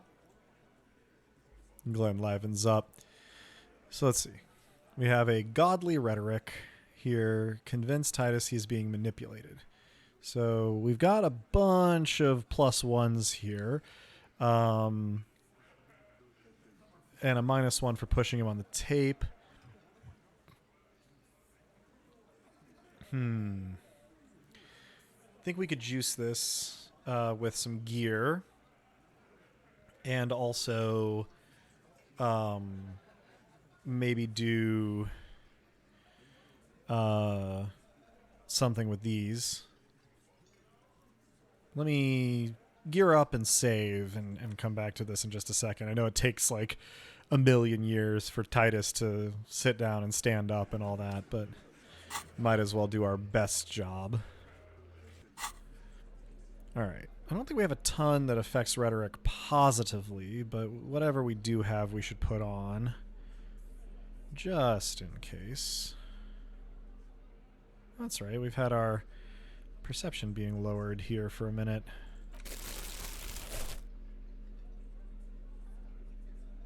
That gives us rhetoric. Interfacing, authority. Man.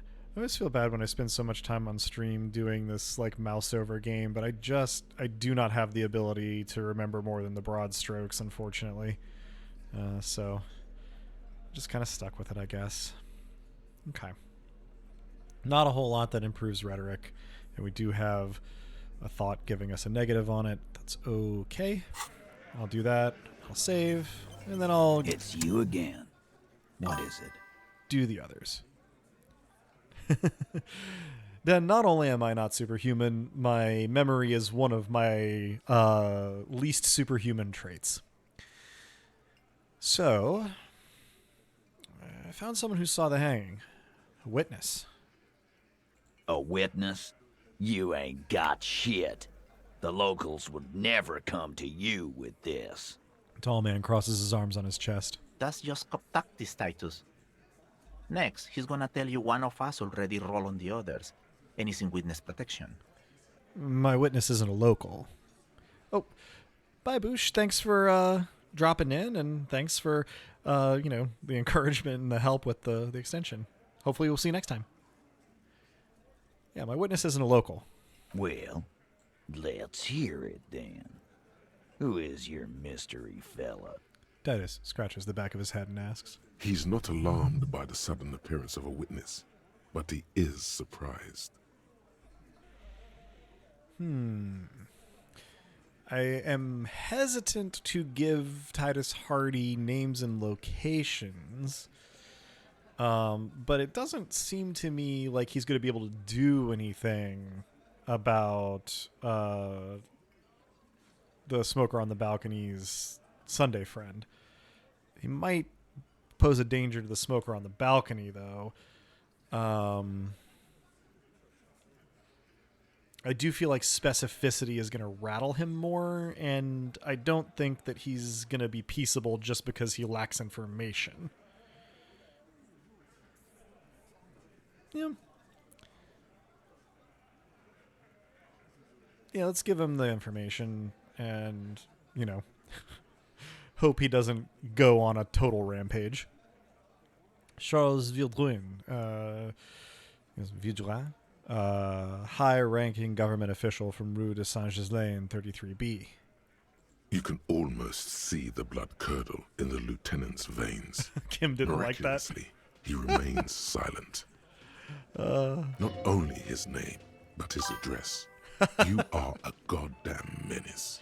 Thank you, Esprit de Corps. So, some moral intern crony. What'd he tell you? I bet he had a dead hooker situation. If he came to Martinez. The witness said the end is near, the great undoing will all be vapor. The witness said the hanging went down very quietly, no shouting, no commotion. Witness said he saw 2 people of Areopagite descent and 1 Mesk. Witness said it all looked like a surreal play. Enough about the witness. Yeah. Kim is right to be mad at us here. Let's see. Witness said the hanging went down very quietly, no shouting, no commotion. It's you assholes that feel the need to go around like a fucking brass band. The Hardy boys are dead silent. Yeah, it's like they put cowbells on you before they send you to the streets. What's with the cowbells, policeman? He says provokingly. They're avoiding having to answer this question. I'd imagined you guys drinking and singing lynching songs. What's with the funeral silence? We were drinking, weren't we, guys? I hit the bottle hard. I was drunk as fuck. He looks around. Right, I'm convinced, Glenn. Nothing off here. Just a regular hanging. He nods sarcastically. Then everyone goes to their hanging silent in Revachol. This is known. Bullseye. Glenn looks around uncomfortably. The lieutenant hit a nerve. I think so's attending the silent hanging tonight. Everyone is wearing headphones. The witness said he saw 2 people of Areopagite descent and 1 Mesk. Arabagite? Boss, I think he's trying to say me and Theo. Well, yeah. What is confusing you? Eugene, Theo, and Elaine were there too. I already told you. We were all there.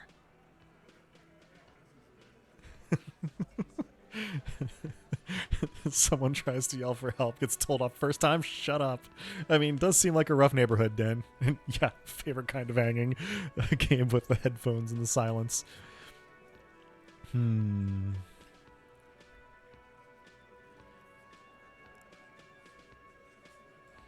The witness said the end is here. No, let's do it. The witness said it all looked like a surreal play. That means absolutely nothing to me. Sounds like some made-up horse shit. He says, taking a sip from his can. It means the whole scene was long and drawn out, like it was from a film. What is this fella's problem? Sorry we didn't make it more action-packed. It wasn't the first thing on our minds, you see? The little guy addresses everyone and no one. Shanky.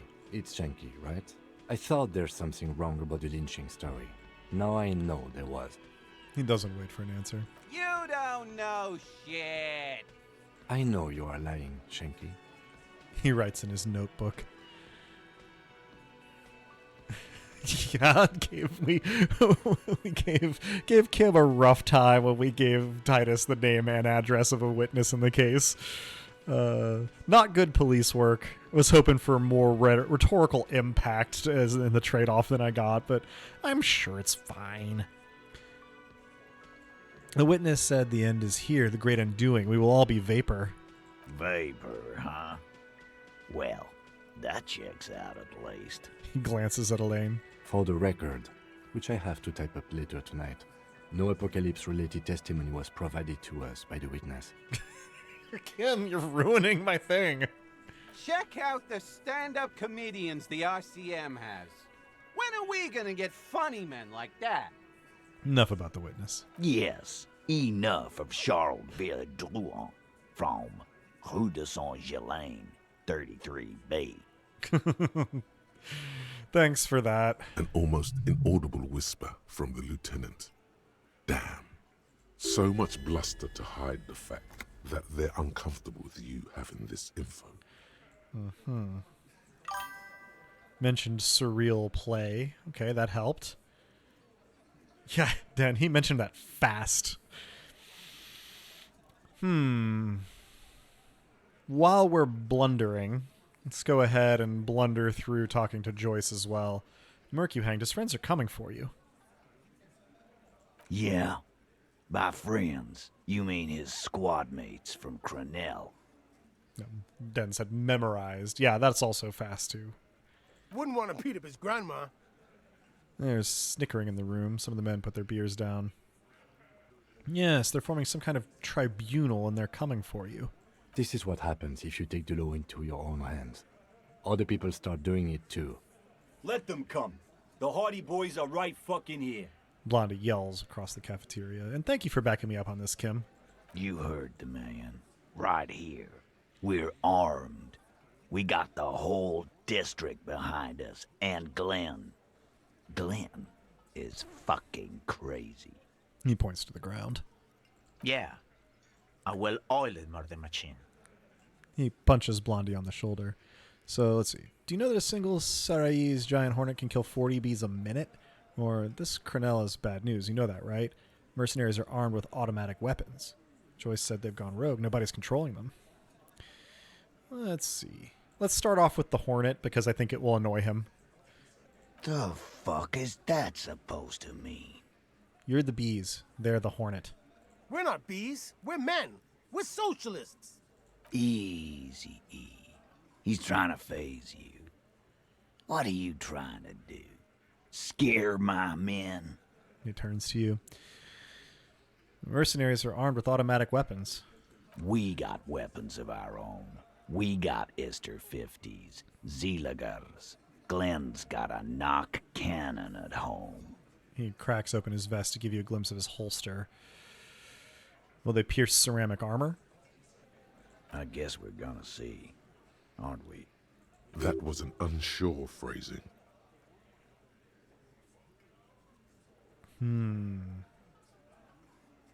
For your sake, I hope you're right. Right about what? That a 50 caliber bullet goes through shit? Yeah, I am. He looks at you defiantly. Crenell is bad news. You know that, right? So are the local gangs. The fucking Barmy Army and the Madre scum. You've been out there. Seen any around? Yeah. Where are they now, huh? Sent back to Madre in an airtight cargo crate. He points south. These people are trained military professionals. Special forces, as you said. They're not a gang or barmy army. No, they're not. They're uncoordinated and drunk. Don't forget, we're listening in on their communications. Their shit is way apart. Joyce said they've gone rogue. Nobody's controlling them. Big fucking surprise. They hire psycho scum, arm them to the teeth, and let them loose in the city. What do you think is gonna happen? He mutters. Okay. Conclude with a shrug. What do you mean, okay? He jerks forward a bit. I mean, okay, they're gonna wipe you the fuck out, Titus. I mean, okay, you got this. You got the numbers. I mean, okay, I'll be on your side when they come. Or, I mean, okay, I guess I'll be gunning you down right alongside them. I don't think he's going to believe that we're going to be on his side. I want to intimidate him. Okay, they're going to wipe you the fuck out, Titus. No, they won't. Get out of here with your negative Oh, energy. now he's negative energy. Okay, shakes his beer at you. He really doesn't like you ruffling their feathers like that on what might be the eve of battle. All he means is that the situation is serious. No wonder you cops get shot to shit every day. Can't go to war with an attitude like that. Okay, let's see. Warned about the tribunal. And now we're all the way up to 92%. So, yeah, let's give it a try. Convince Titus that he's being manipulated. Convince Hey. Titus he's being manipulated. You should know by now. Titus Hardy will never falter. But you know someone who might. One of his boys will, or that's it then. Case closed. Look around. We're going home, Kim.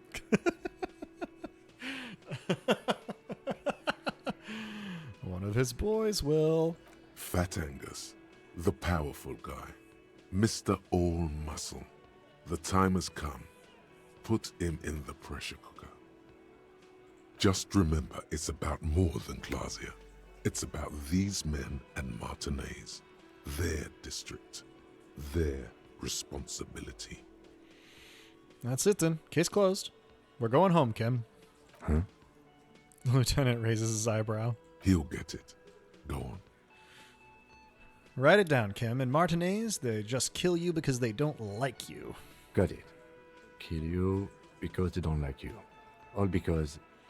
He takes out his notebook because of some chick, because you're a foreigner, because you work for the wrong people, or because they like killing. From a pressure cooker standpoint here,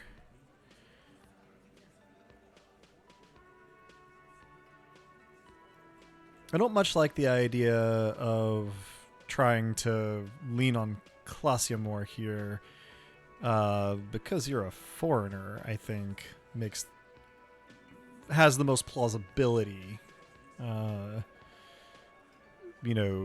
try and like get a rise out of them. Because you're a foreigner. Goddamn right. Don't come around if you're not from around. Thanks, Shanky. You suck. Fuck you. I'm not from around. That's not why we... There we go. Don't come to the wild north if you are not white enough. They just hang you like in the Dark Ages, make a display of your corpse. They just hang you, shoot you, whatever. They can't even remember. They just hang you, shoot you, light you on fire. They don't care. Oh, I like though you can't even remember quite a lot. They just hang you, shoot you, whatever. They can't even remember. It wasn't that. It wasn't. We didn't shoot him. The fat man says with a wheeze. That's it. That's the weak one. You flushed him out. Now go in for the... Officer, you will be next if you don't shut up. The old man reaches for his belt, but his voice is strangely calm. Oh, interesting. He's onto you. He knows what you're trying to do. Steel yourself. Push on. Just ignore Theo. I'm kind of wishing I was wearing the armor now. Alright, so our options are turn to Angus, or what? You're gonna kill me like you killed him for no fucking reason? Or turn to Theo? What happens if I keep talking? You're gonna kill me too in this bar for nothing? Or look at Kim first. I mean, volition, it only steers us wrong some of the time. But what, you're going to kill me like you killed him for no fucking reason? We didn't kill him. We Ooh, didn't dog noises. even hang him. He was dead when... Takes a breath, wheezing. Shut up, Angus! Oh, thank you, Elizabeth, for that. He was dead before you hanged him? Fatty! Say one more thing to the cops and I'll... The little guy hits Angus on the back of the head, a loud slap. Dennis, stand down, or I'll beat your head in. Theo, take your hand off the belt. This isn't 31. I've got this under control. Does he? His closed fist is shaking. It's you who's in control. Let them have their moment. The room falls quiet, so quiet you can hear Angus wheeze. Man, I really do like this game. I think it's got a lot of really excellent stuff in it. I could do with less of them just like taking every opportunity to hate on fat people. Like, that's not particularly fun or cool or amusing. Angie, where's your goddamn inhaler? You sound like you're dying. I left it home. I can't get it. I'm too fucked. I'm sorry. He grabs his chest. Why are you so fucking fat, Jesus. Angus? Now it's all pointless. Because of you. You wasted my time. I told you, Titus. I told you just give her up. Lizzie snaps at him and then turns to Titus. Lizzie, your help is no longer needed here. Go tell Everard. He turns to the fixer. Fine. I'll tell him. After a long walk along the coast. She walks off without looking back. You're in. He's all yours. Questions? I'm sorry I made you guys fight. Kim, we did it. Or, so you didn't kill him. He was already dead. So who killed the merc then? Any leads? Or whose idea was it to hang him anyways? Hers?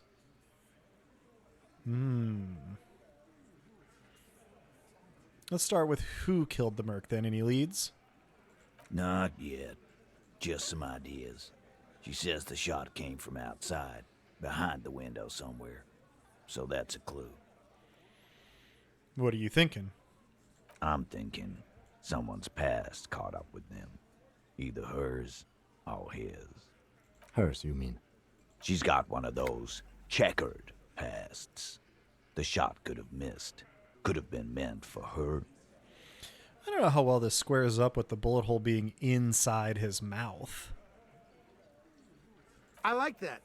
Been thinking the same thing myself. The young guy nods. You had ideas about his past, too? My dude. One of those mercenary buddies of his could have done it. They got guns. Training. Years of bad blood, probably. Or it could have been someone else from Crenell. He pauses to think. Tell you what I'd do. Check out the coast for vantage points. Maybe consult with a ballistics buddy of mine. That's what I'd do. If I wasn't too busy doing this clown dance with you.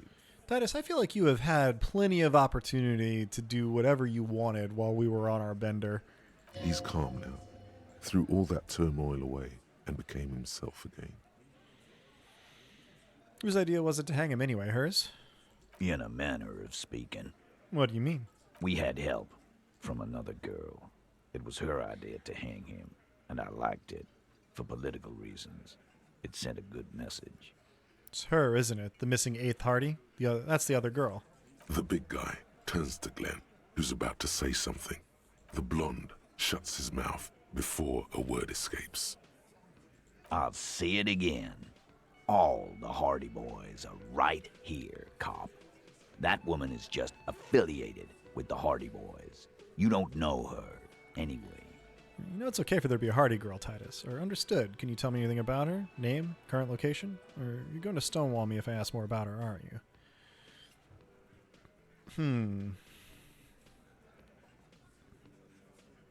I feel like having gained some measure of cooperation, I have less motivation to antagonize him, so understood. Can you tell me anything about her? Name, current location? Nope. You're not getting to her. It's Klasia you want to talk to. So you didn't kill him. He was already dead. He nods. You hanged the corpse to cover up the real cause of death. The bullet in his head. Another nod. Why? 'Cause the girls asked us to. They were in some shit. Girls plural? There's another girl? 2 of them? Take note of this. They'll probably say more about her later. Did she kill him? Cop, I have no idea. The girl says she didn't. He doesn't think she did. Or at least he hopes she didn't. Note, at least 2 girls in Revachol. Yeah. Gabe, I guess I must have missed what your question was in relation to. Sorry about that. You'd asked why is that? If you care to, what were you asking about? Oh, sorry. Well, if it comes to you, feel free to drop it in chat. And apologies for missing that. I was very engaged in the conversation, I suppose. What happened Sunday night? Something about the bullet.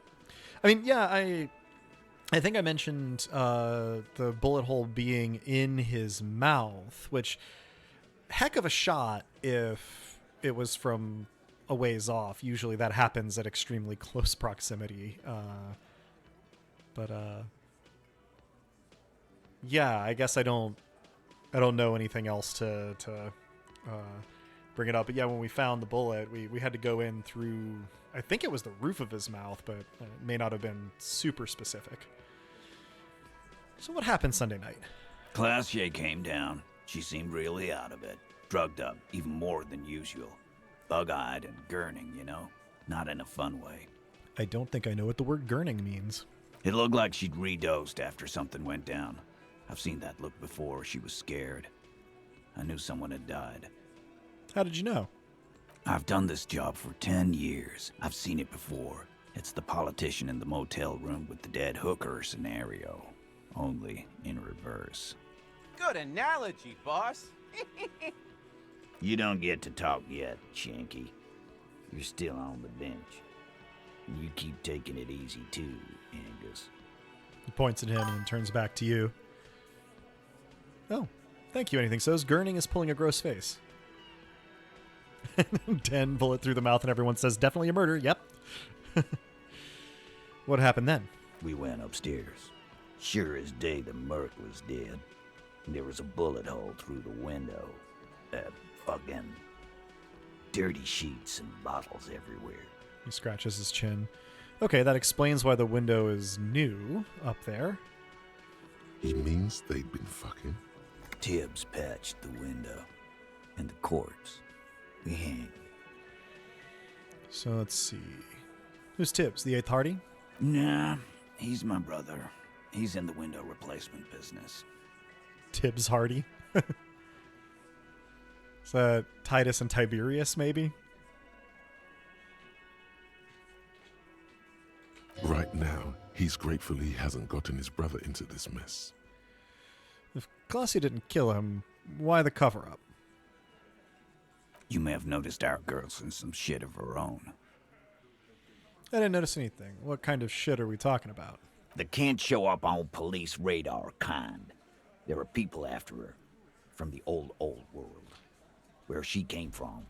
These people. Who are they? They're powerful. Connected to the Lantern. She's clearly afraid for her life. Says if she showed up in your systems, she'd be ghosted away. He looks out the window. And why would you help someone like that? By taking on a murder? Why would I? I guess we abide all sorts of runaways and losers here. It's a Martinez thing. Okay.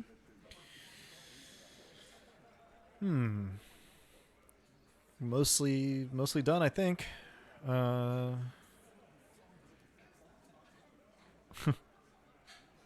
Now that I've gotten a bunch of information from him, I guess there's no harm in doing these other ones. Whisper, Kim, we did it. The lieutenant gives a smile only you can see. Sorry I made you guys fight. Me too. Oh, I like that.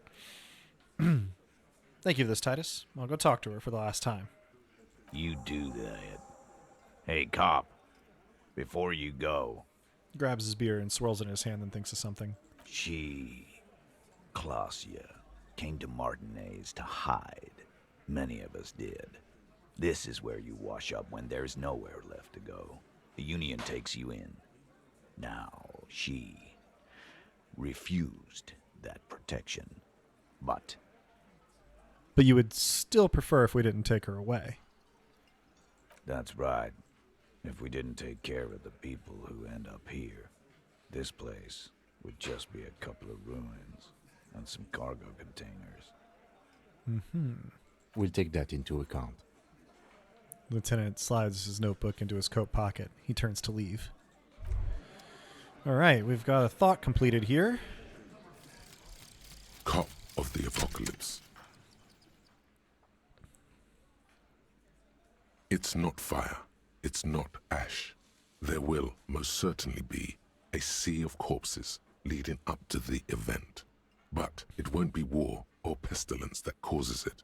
Oh no, the event will belong to a genre of cataclysm no man has dared to suspect would ever come to pass. You can only sense the shape of it, like a cavity, a pit opening up in your stomach, a throat into which the world will vanish. The streets, the grass, the stars, all will be rolled back. By whom, by what, and how, you don't know. All you know is you're not joking around. Appropriately vague. Learning cap from Inland Empire raised to 6, and learning cap for Shivers raised to 6. Nice. All right. We've got Cop-pocalypse here. Still working on Homosexual Underground. Only 2 hours and 44 minutes left there. All right. Let's see here. We cleared some tasks. Door Gunner Mega Mix. Explore the Whirling Secret Passages was still there. All right. So, it's a lot. And, I'm looking at the time. We're right around 4 hours. Feel like accomplished a decent amount today, mostly in the church and then over here.